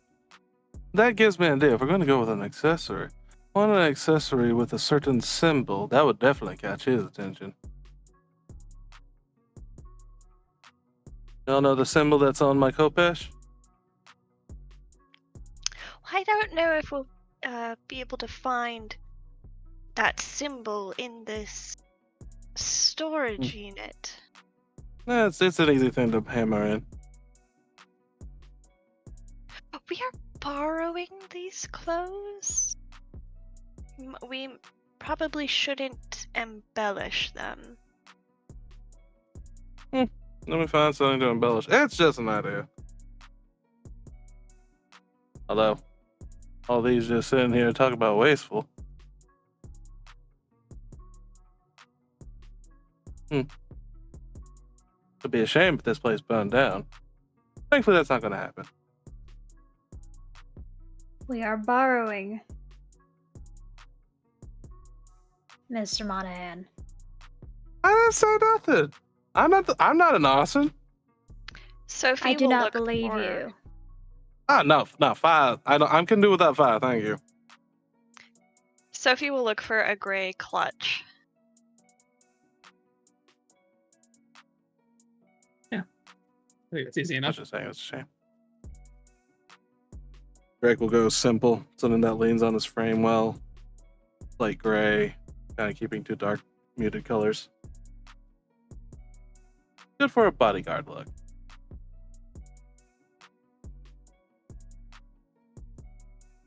Maggie will try on a couple of different dresses and probably just one of the green ones. And as Drake's well, I'm Easy. just saying, like, do we really know how good of a sprinkler system they have in here? You never know. Drake, stop talking. I don't Drake know how literally good of has a sprinklers. I don't know how good of a sprinkler system they have in here, but they might have cameras and Drake just microphones. puts his in. I would not set fire to nothing. It ain't my style. Again, I do not believe you. Hey, you're welcome to not believe me, but I mean it. I really ain't my style. I let it be up and close and personal. Besides, it just I'm blows. fairly certain that putting a hole through someone in the middle of the street isn't your style either, but you still did it. No. I mean, putting a hole through someone, that is kind of my style. I'm just saying, this is such a waste. I mean, and all this here, barely using it. Sophie will take the floor-length blue chiffon dress with a halter neckline that Matthew hands to her.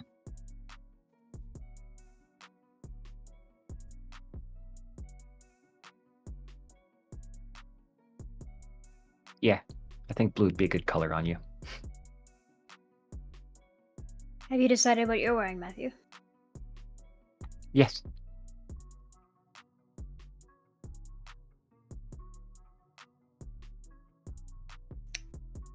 Are you keeping it a secret? Yes.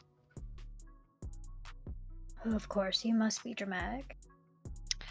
Well, we are going to be in the car with you when we go over there. We're going to see it before the gala.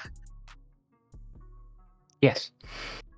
I do imagine he's going to wear a very unflattering robe on top of it so he can dramatically reveal himself once he gets out of the car. Oh, God, what do you take me for? I Like, take you for walks someone up- that is very dramatic, that likes to do things for effect. Well, you Drake did walk- reveal yourself from your robe earlier, so it's not out of the question. Greg grabs his denim vest and cowboy hat as well, and it snaps his fingers near the exit. Come on, it's more my style. So you're going to perfectly blend in with a cowboy hat. Perfect, Drake. It's wonderful. You don't leave a good cowboy hat sitting somewhere. All right, you make sure it's safe and protected. All right, it's a whole thing. It will be safe and protected in the car. I didn't say I was putting it up. Y'all are not giving me enough credit. I swear. We're giving you just as much credit as you have advertised to us. I'm not gonna wear I know the cowboy hat identifies me, so I'm not gonna wear it. All right. Although, it could work to our benefit if Drake were extremely visible and perhaps a distraction, as you're likely not going to be really sneaking around anyway. Do you think they'll have a big hollow cake? I could probably use that as a distraction. I get it. I overcomplicate things. No. Like, I mean, we also gotta check those sprinkler systems at the gala. Make sure to check the windows high. How many stories is it? Maybe the alarm systems. Scarecrow.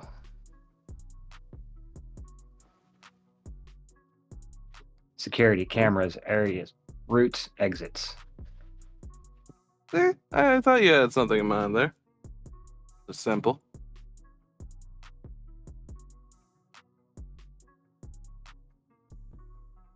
Wasn't this gala supposed to be taking place within Duncan's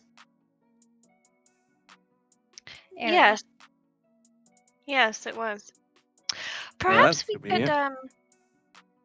could sprinkle a bunch of asbestos outside of the building to help prevent it from catching fire.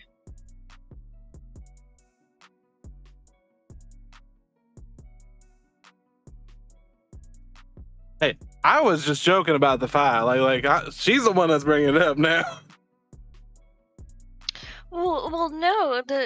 There is that issue with Matthew's friend burning down galleries. I mean, Whoa. First of all, that guy was no friend of mine. I never even met the guy.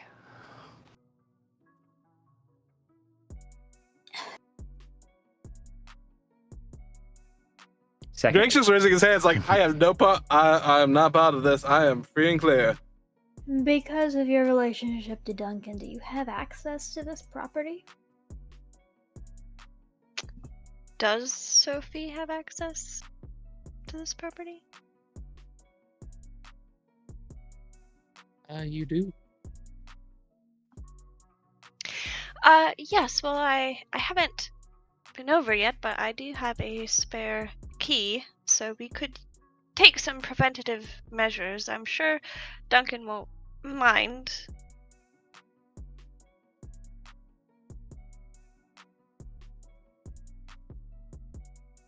Maggie will look over to Matthew.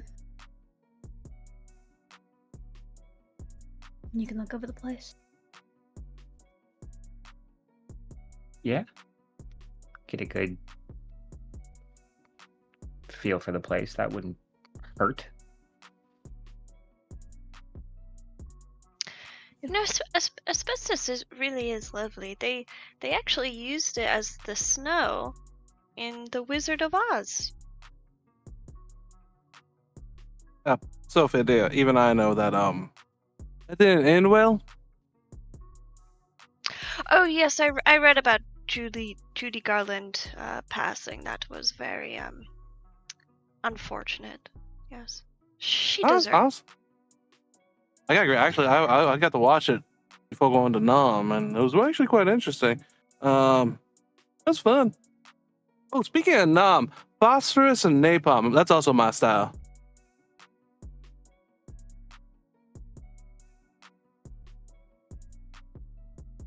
Drake has a gigantic smirk on his face. I'm I in think hell. we can get some blueprints on this building. We could probably get an idea of it. Is it in St. Pete or is it in It's actually in the neutral zone. neutral zone? Excellent, excellent. That'll make things a little bit easier. Actually, I don't think we're allowed to go there. Oh wait, we were cleared. We can go there. Yeah, we're fine. Yes, thanks to Duncan's great sacrifice that hopefully we are going to prevent. He will be fine. Yeah. Oh, and Sophie, what's more important is you being fine if he isn't. But that's a discussion for some other time.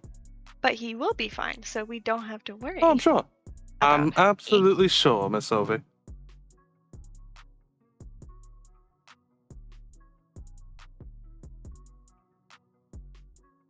Right. Well, we can certainly check out this place before the gala. And, Sophie, you may want to, if you know where Duncan's haven is. If he is like you, he has likely had a plan put in place in case something happens to him. You may want to check his things. Well, this gala is actually at his new haven. And hell was going to hold a gala at his haven? I believe it was going to be like a large, like housewarming party. I'll give you a Duncan credit. That's some balls right there.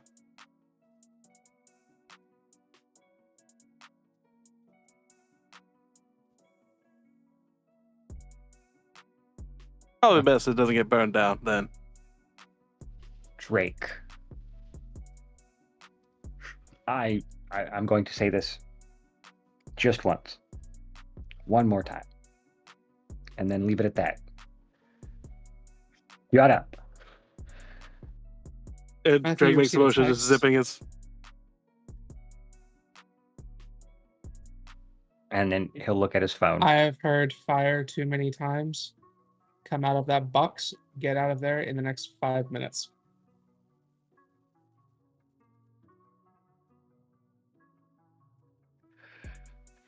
And then he'll look at it. Drake, if that is your real name, it wouldn't happen to be Richard, would it? I mean, it depends. Is that what you wanted? Want to call me? Well, right now, yes, Dick. We gotta Yeah. go.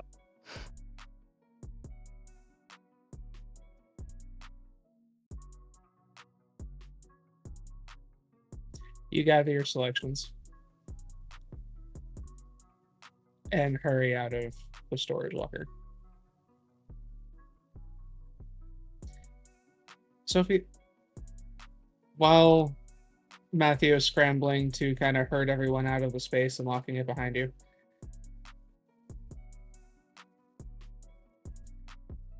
what Maggie said kind of seems to hang around for a moment. Maybe there is something. Maybe he did leave something.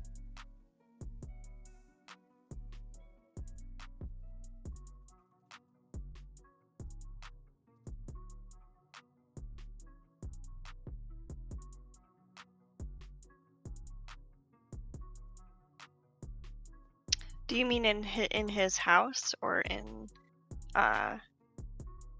the bunker?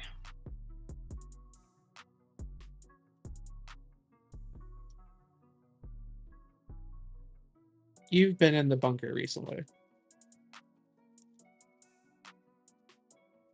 And it looked pretty untouched.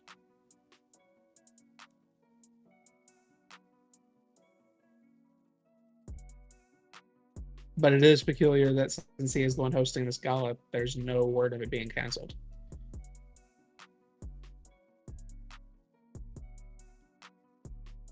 Maybe there's something at the manor.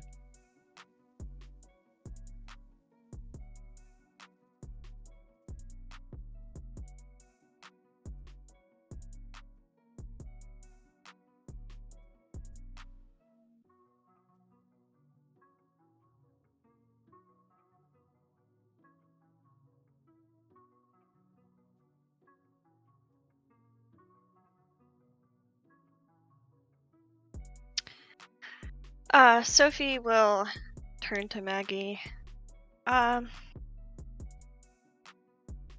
Maggie, do you mind perhaps coming with me for a pit stop? And Matthew, Drake, you're free to come as well, as long as Drake promises to keep his hands to himself.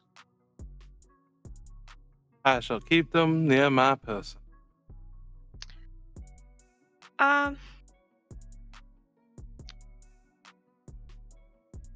Yes, I would like to take a quick stop just to check on some things.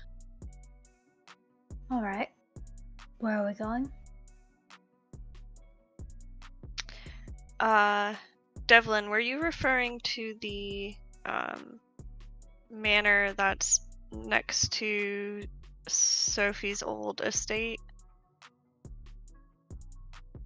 This would be the one that's the one I'm referring to would be it is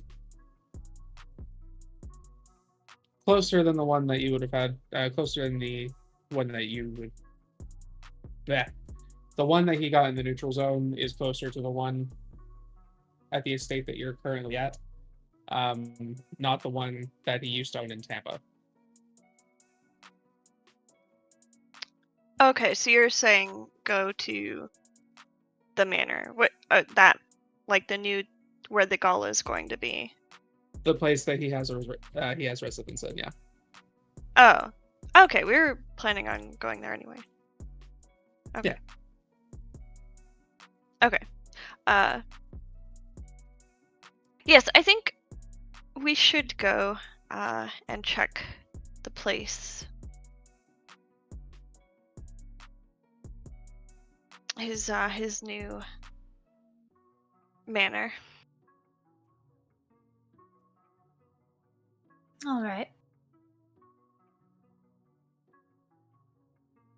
I'll follow your lead. All right. Sophie will give the address to the driver.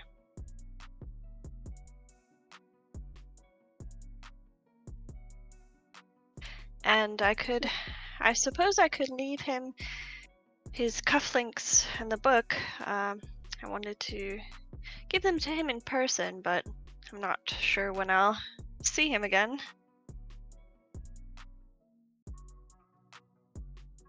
Alright. You may want to do that unless you think he's going to run. Then you may want to put them in a place where he might have stashed for a bolt hole.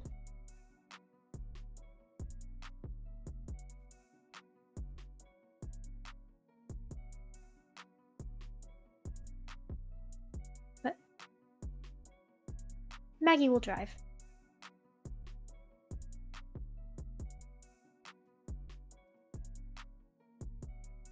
Up to this place in the neutral zone.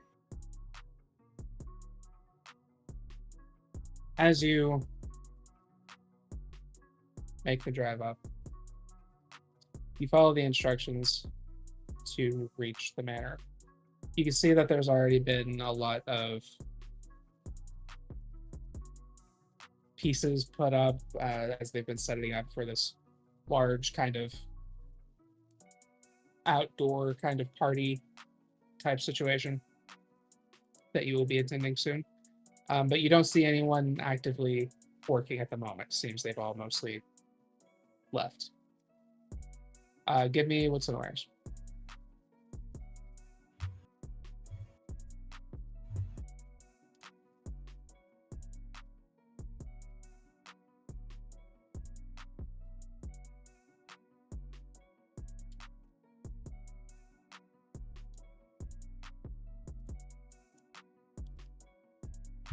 I got 8 successes on a crit. I was so excited with my 5 successes.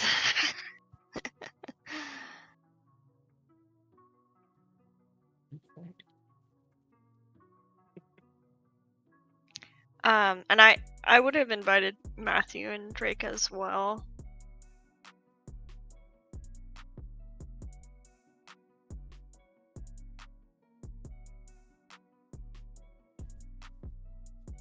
Who, and I spent a will.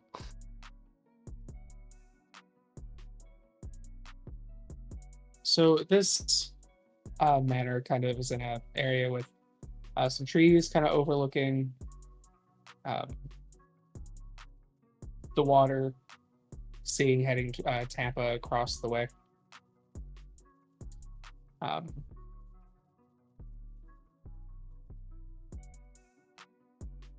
As you are kind of looking at it, it's a pretty tall building and pretty obfuscated from the main road. So many kind of trees in the area, it's almost like it's got its own privacy fence.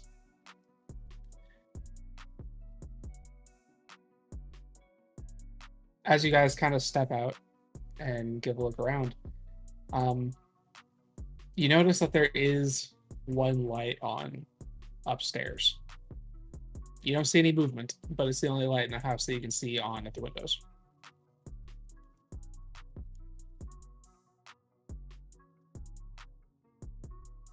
Maggie's going to activate Sense the Unseen while they're there, and she's not looking over at Drake. Good call. You don't notice anything out of the ordinary.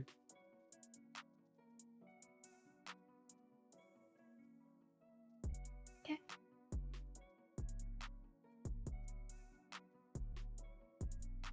Maggie would nod up to the light at the upper floor and look over to Sophie.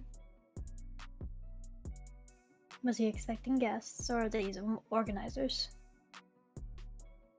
I have a sinking pit in my stomach. I fear that somehow my grandsire has taken the house and is going to hold this party for himself, and that he's taken the house from Duncan. While Duncan is held for something he didn't do. I feel if we walk in there, my grandsire is going to be in that room. Perhaps sitting in a rocking chair, menacingly.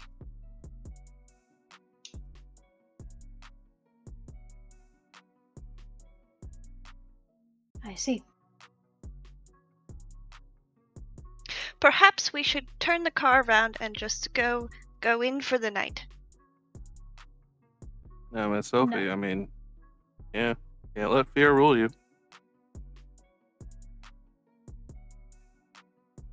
Caution However, makes sense. we can assess it from the outside. Maggie will look over at Matthew. If I am correct,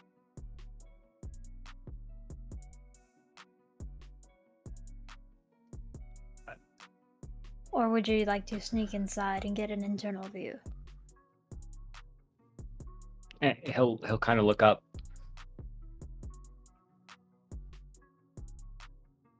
I mean, the outside, I can see quite a few things, but yeah, looking inside would be a safe bet. I will be unseen.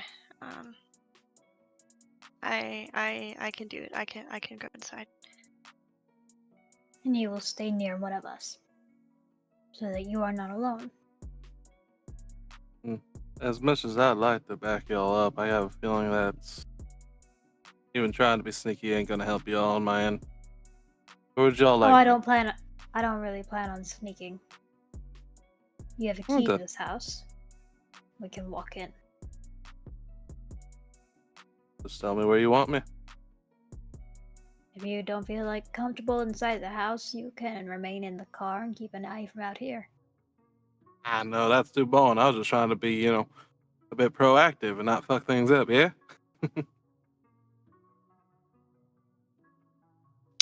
No, if my grandsire is in there, I do want you to be near in case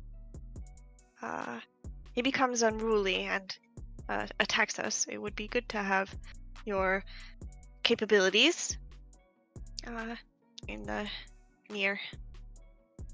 See, there's some good thinking. There, see, now, plan B. She gets to be Duchess. You be security. Shit goes sideways, like a plan. get her out. Sounds like a plan to me. I'd say try to be subtle, because, we still don't want to cause any more damage than necessary, but, these houses are old. Anything could happen. Lips are sealed, and I will try not to run through a wall. Sophie is going to reach into her purse and pull out one of Bellatrix's tea bags, and she's going to lift it to her nose and just inhale deeply from the bag, and she's going to activate Mind Mask. Greg looks at Matt. Is that what kids are doing these days? I can't keep up half the time. New thing every time.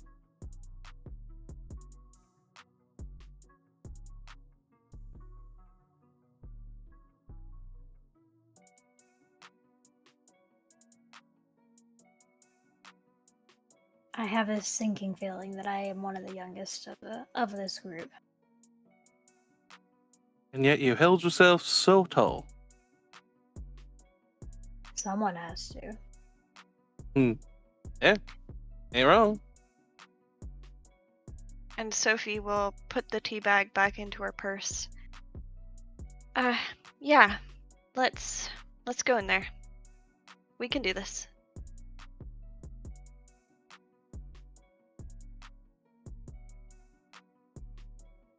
Yeah.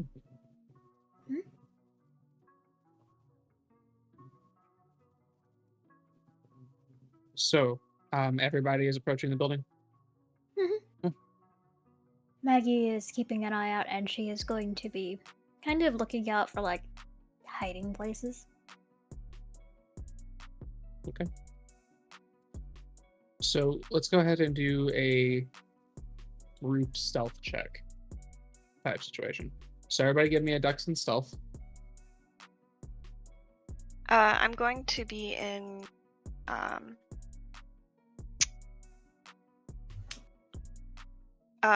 Silence of Death and Unseen Passage as well. Okay. That'll definitely affect the difficulty. Everybody else go ahead and make the roll.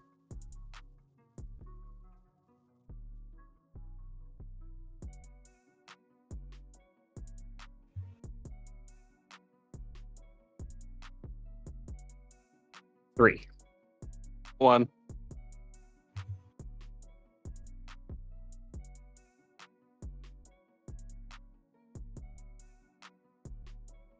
Fine.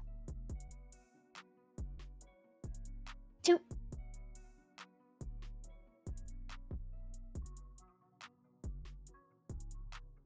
Okay. Like I said, she wasn't intending to sneak in.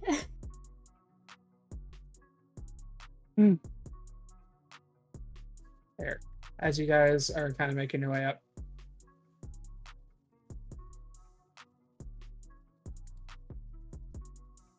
everyone pretty much does fine. Except at one point, you guys hear something shatter as Drake accidentally knocks down a vase. Doesn't say anything. He just takes a deep breath and like. But you don't hear any sounds following the crash.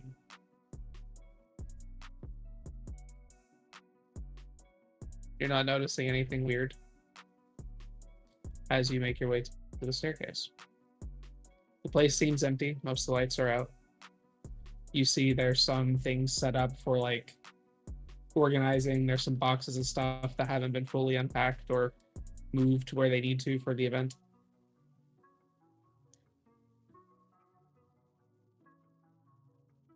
Matt's gonna look around to see if there's cameras or anything that might be active. You don't see any cameras. How about vents?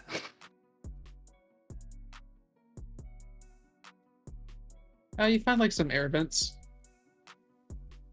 that are mostly just kind of like going down in the floor for the most part. No like anything on that line. You do have like a couple of small ceiling vents for like a heat and air unit.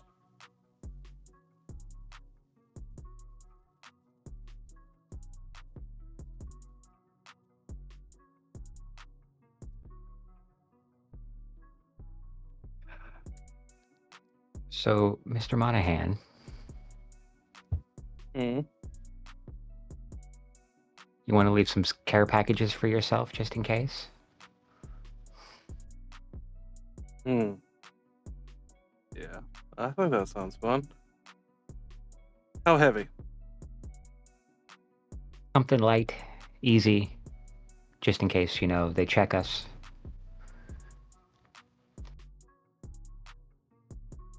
Sixth and best. Probably a pistol or two.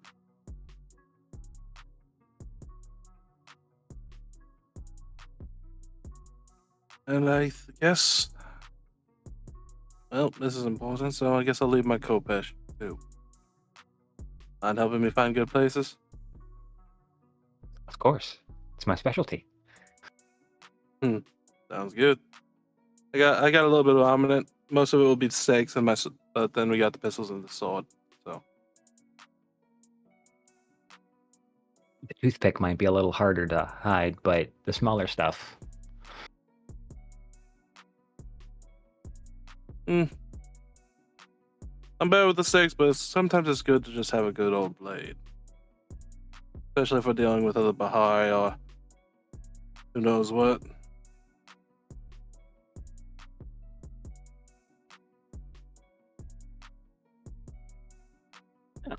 I mean, we went from Drake. Christmas to Easter, so let's hide some eggs, shall we?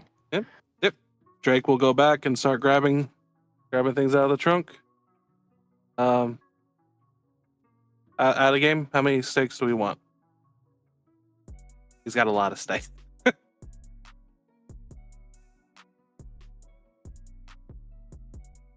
One for each, just in case.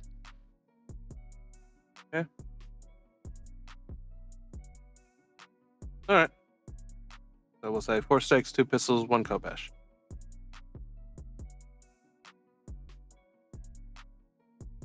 Ooh, nothing loud. Loud? Nothing loud. We want to try to be as quiet with this as possible, and we already make enough noise as it is. All right, then it's stakes and Kopesh it is. Let's go with 7 stakes and the sword. Fair enough.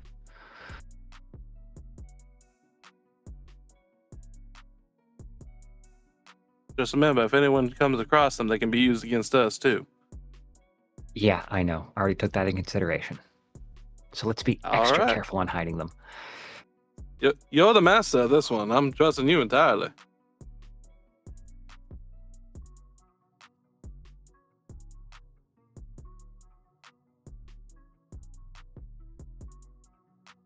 While you guys are hiding things,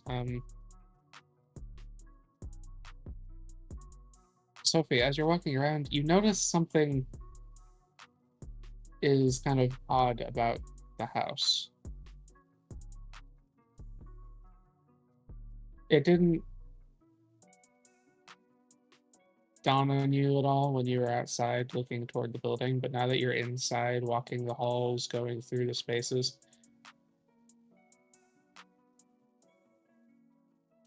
this place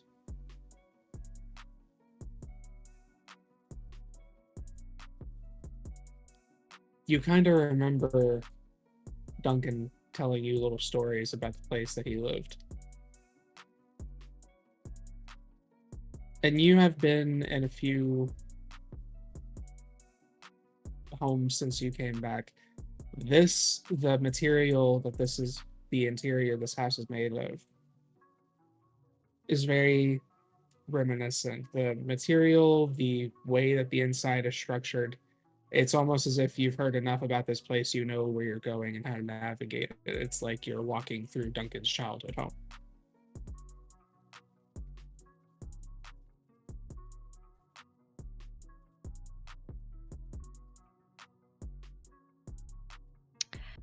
Can I remember anything that he would have mentioned, like secret cubbies or places on the staircase where you would have to bang the wall to get a panel to open, things like that? You remember him telling you that he used to keep personal objects in a little wooden plank that he would pull underneath his bed of his bedroom that was upstairs.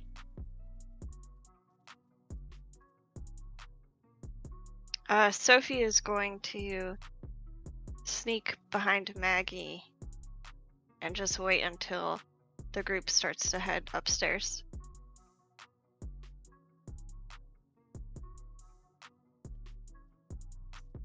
I will like a full inventory list at some point of the objects that you have stashed in the house, and we'll go over where you stashed them and such at another point.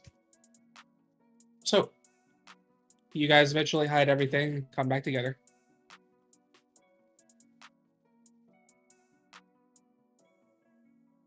Now, having kind of explored the bottom floor, are you ready to go upstairs? Yes. Yep. Okay. Greg You still make your does way have a up. stake on his person, I will say. You start making your way upstairs.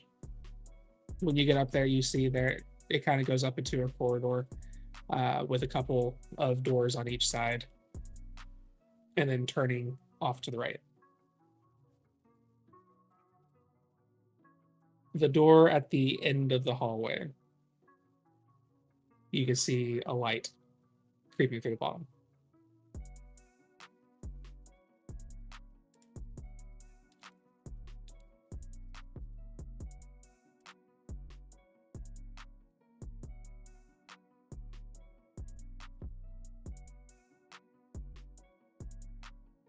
Maggie's going to check out the other places quietly to see if there are any hiding places in there, because Sophie hasn't said anything. Sophie is You going open- to go follow ahead. Maggie. Oh, Sophie's just following Maggie. You quietly open the first door on the left. It looks like a children's room. There's a couple of like children's bed. There's some toys and stuff kind of set up. There's a little bookshelf with some old children's tales and things that are set up, but it is empty, and there's nothing much of note there. You go across the hallway to the next room, and when you open that one, it looks like a much larger room. It's probably a master bedroom. It has a very large bed, very Victorian in its design. There's a large wardrobe on one side of the room,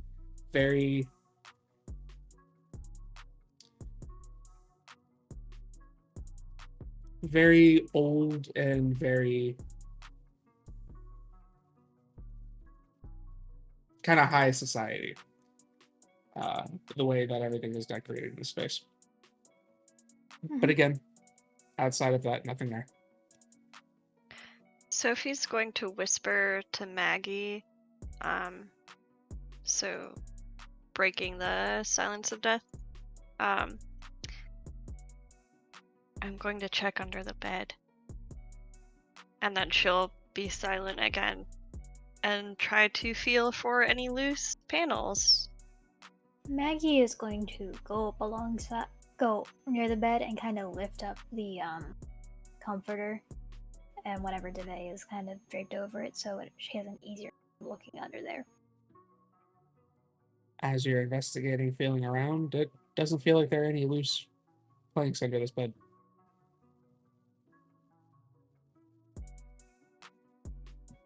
Sophie will whisper again to Maggie. I don't find anything, but we should check under beds. Is that where he usually hides things? I think he mentioned it. I don't know if he did, but it might be a good check. And then Sophie will go silent again. When you climb up from the floor after checking the panels, you notice there's a little, on the bedside table, there's a little, looks like a leather notebook. It's not as old or as nice as a lot of the things in this room, but it does look like it has been recently used when looking at it. I definitely want to take a look at that. Maggie will pick it up and start to slowly through it, holding it at a level where Sophie can look at it from wherever Sophie is. You open up to one of the pages, and you see it looks to be the writing on it you clearly recognize as Duncan's. But there are moments when he's writing that it seems to be weirdly flared, or like little accents that you're not used to seeing in his penmanship. As he continues, he tells us it's almost like he's writing in the perspective of another person.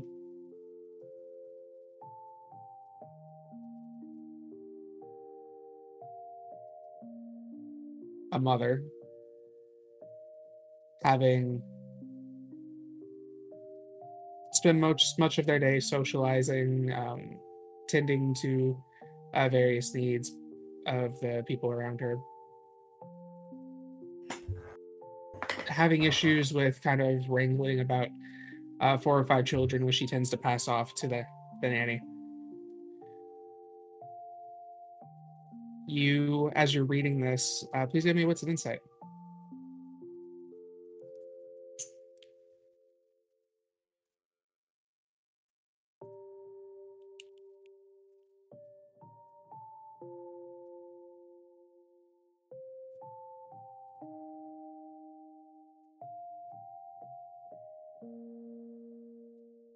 I have 2 successes. go.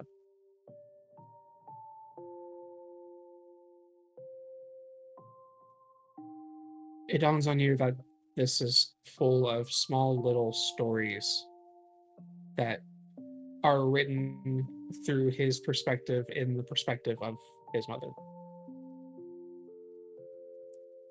And then at some point, it takes more of a perspective of the father, who seems to be aggressive, violent. Stories about how he has to discipline unruly children and things on that line, and does so fiercely.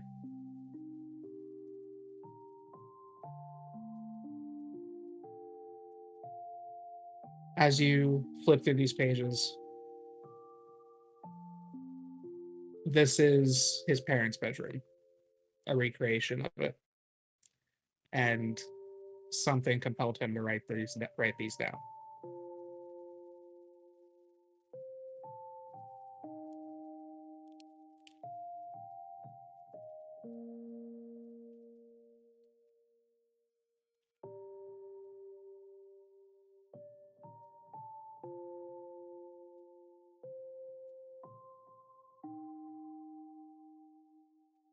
I'll whisper to Maggie, we should probably move on. Do you want to keep this?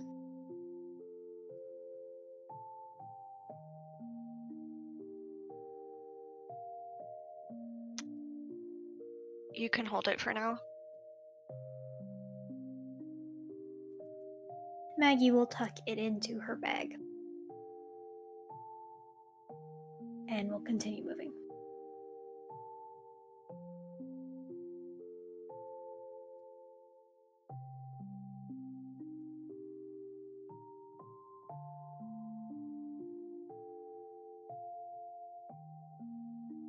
You go into the next room across the hall. It looks like this might be a storage closet of some sort. It seems to have like some old chemical, like cleaning reagents or like tools and things on that line.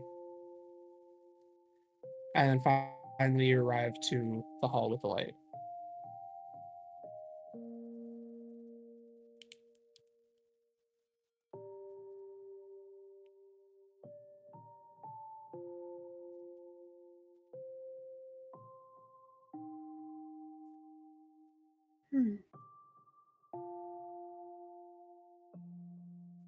Maggie's going to open the door.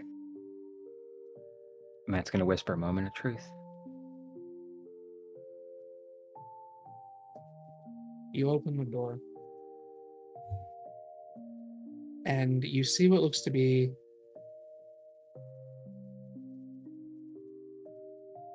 very similar to the children's room, but the bed's a little bigger. You see there's like a small dresser, there's a little desk against the door, or the wall with the door that you're coming in from. It's got a couple of little books. Sophie, you immediately recognize two of the books on the desk are ones you personally recommended.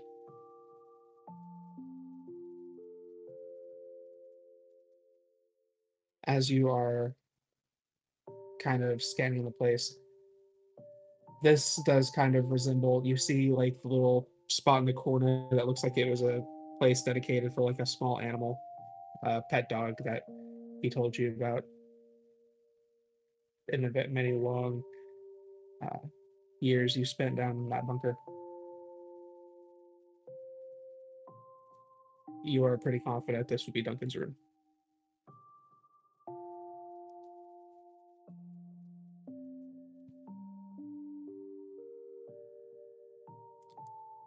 Next Is to there the anyone? bed, go ahead. Sorry, go ahead. No, go ahead. There's nobody here. Next to the bed, there's another bedside table with another journal, but other than that, there's no one here. Sophie's going to start looking under the bed for loose panels.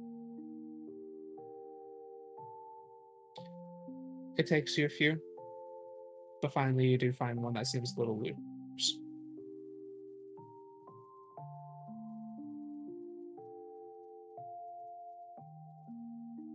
Are there any treasures? You pop it open, kind of reach down, sift through some material before pulling out some objects that you find. One, you find an envelope that has Sophie written across the face of it.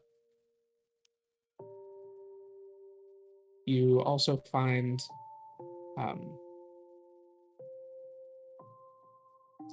a photograph of, well, it's a very old photograph.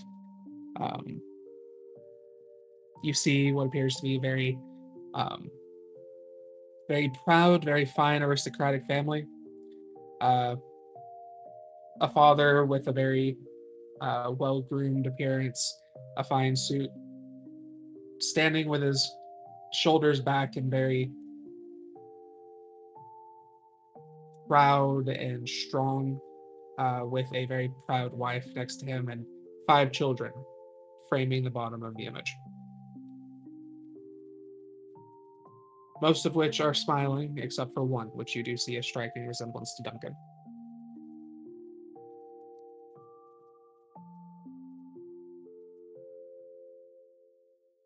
You also find a very antique knife that looks like it has just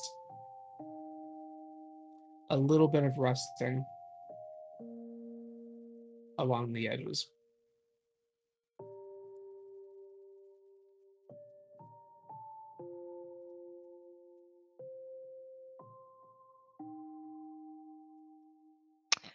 Sophie is going to take it all and slip them into her purse, and then she's going to walk over to the journal and take a look at that. You open it up to a random page, and you find a journal entry. There's a trick to hiding. I learned it last summer when the walls creaked in the quiet heat and the footsteps would echo in the hallway. Mother says he's not mean, just tired, but I know better. The floor shakes different when he's just tired and when he's not. Tonight the steps are slow, heavy. He's searching, probably checking the kitchen first, then the living room. Then he'll come to my room, because he always checks there last. I'm under the bed, pressed flat with my arms wrapped tight around my knees. The bedspread hangs low, casting a shadow that I like to imagine is thick and impossible to see through. My room smells like crayons and chalk, but under here it's cool and earthy, like hiding in a cave. I close my eyes, focusing on the dim green light that creaks through the bedspread. The shadow should be enough. I'm good at hiding. He comes to the door, his hand rattles the handle, pauses, the door swings open. I'm sure he won't see me. He's never looked under here before, but I can feel him looking around, searching for me, the way he used to look for his lost keys or wallet, annoyed, impatient. Except I'm not a wallet or a key, and I can feel his anger through the floorboards. Finally, the door closes.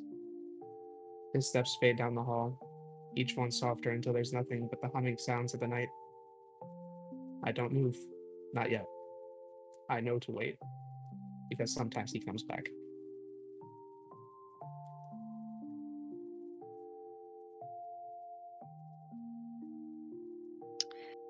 Sophie's gonna take the journal, and also put it into her purse. She's going to open the letter, uh, but face it away from the rest of the group.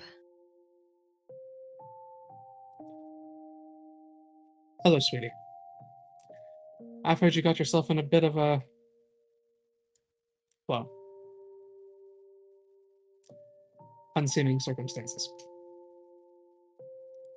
You are probably incredibly mad at me right now, but I know that this wasn't you.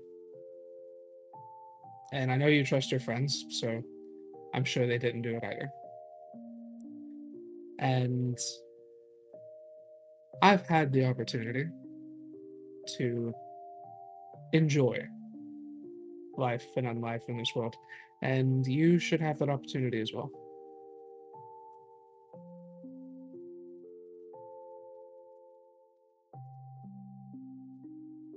Thank you. You made the years in that hole tolerable.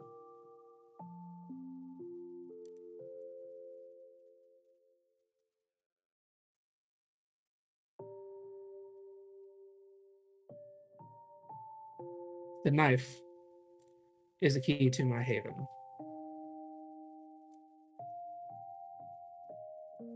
When you get the opportunity, I would like you to go and claim a few things there for me. But do wait until after I paid for the off chance for you to go down there, see what I have, and then we have to talk. Do me that courtesy. I love you. Duncan. And underneath that, just some coordinates.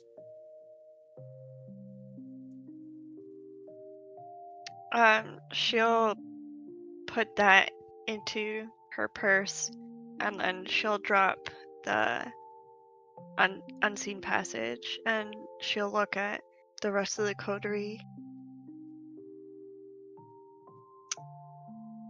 He's so stupid, and he thinks he's helping me.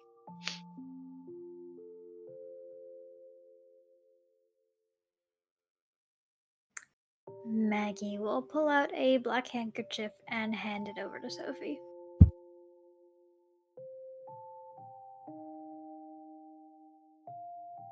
Drake will walk over, just place a large hand on her shoulder, give her a nod, squeezing it and walking away.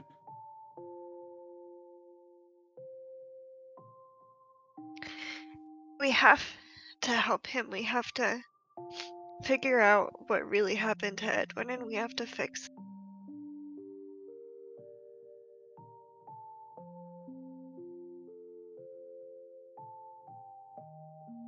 We will see.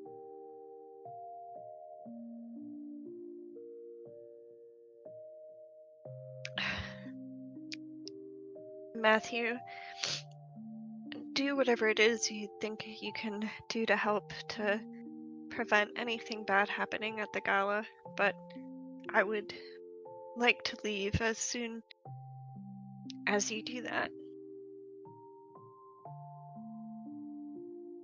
I think we're good. Drake, you think we're good? What's your judgment on this? But I'm of the mind we're good. Well then, allons-y. Maggie will flick on Oblivion Sight before she leaves, as she takes a look around.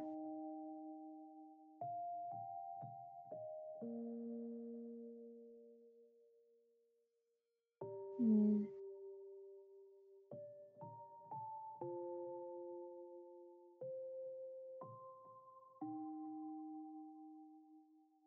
Muted? Muted.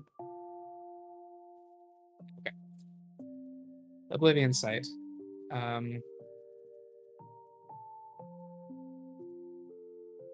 No, you don't see anything here. Okay.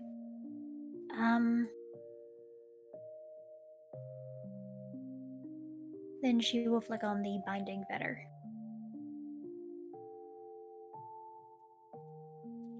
The knife glows a little bit.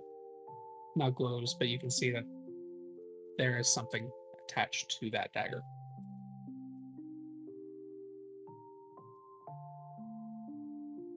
Okay.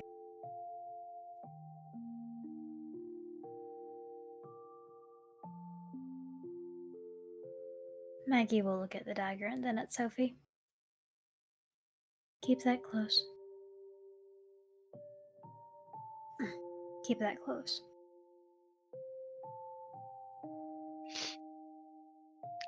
Yeah. And that milky white film will fade from her eyes, and she'll turn off her oblivion sight.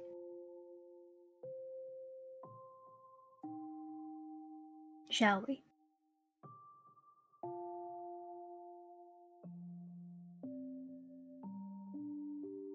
Yes, I would like to leave. And Sophie pulls the tea bag again out of the purse and inhales it deeply.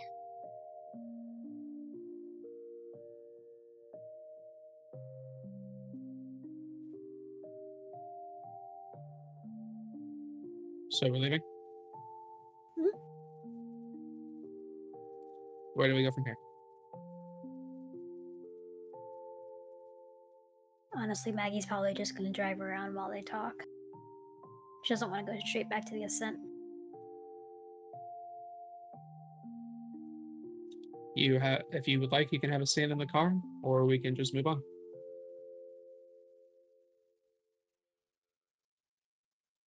Maggie Since you're doesn't have driving, much to say. you are.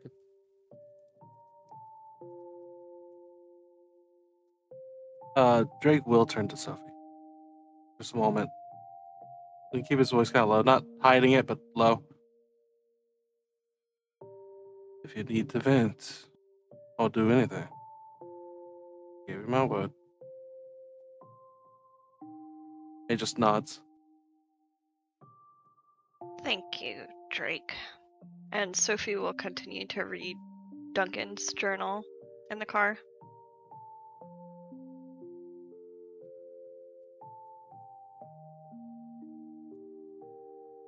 As you go for a drive,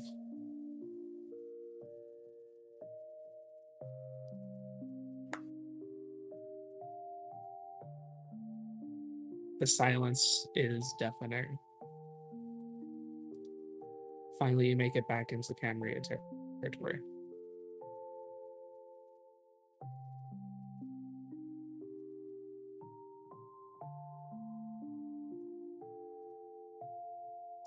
From there, we will go ahead and shift to our final scene.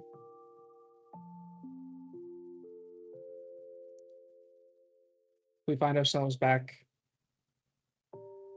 on Elysium ground.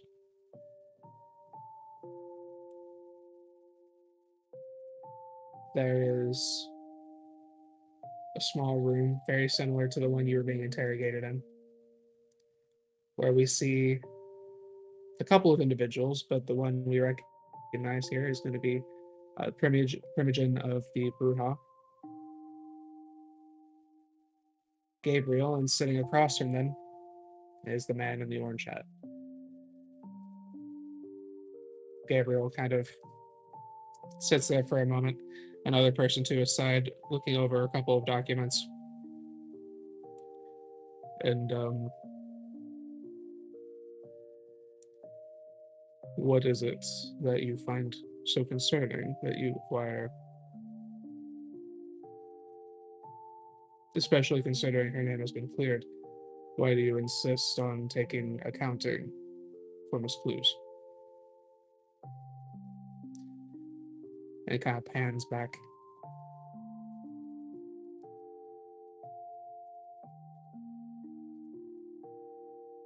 As reliable as I am sure Duncan was, he has just confessed to the murder of the Keeper of Elysium.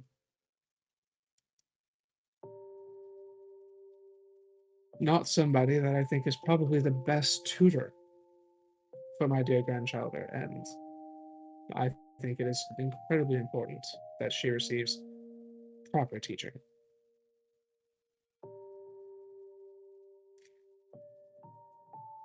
I don't wish to cause a great inconvenience, but I will request an audience with the prince if need be.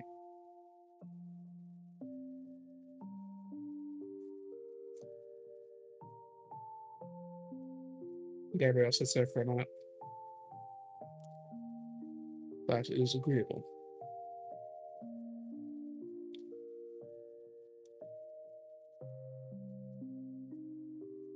I will reach out to them, and we'll see about setting a date. Are these terms acceptable? A wide grin spreads across his face. Absolutely. And that is really in tonight's session. Thank you all for tagging along so far. And we will see you all in the next chapter.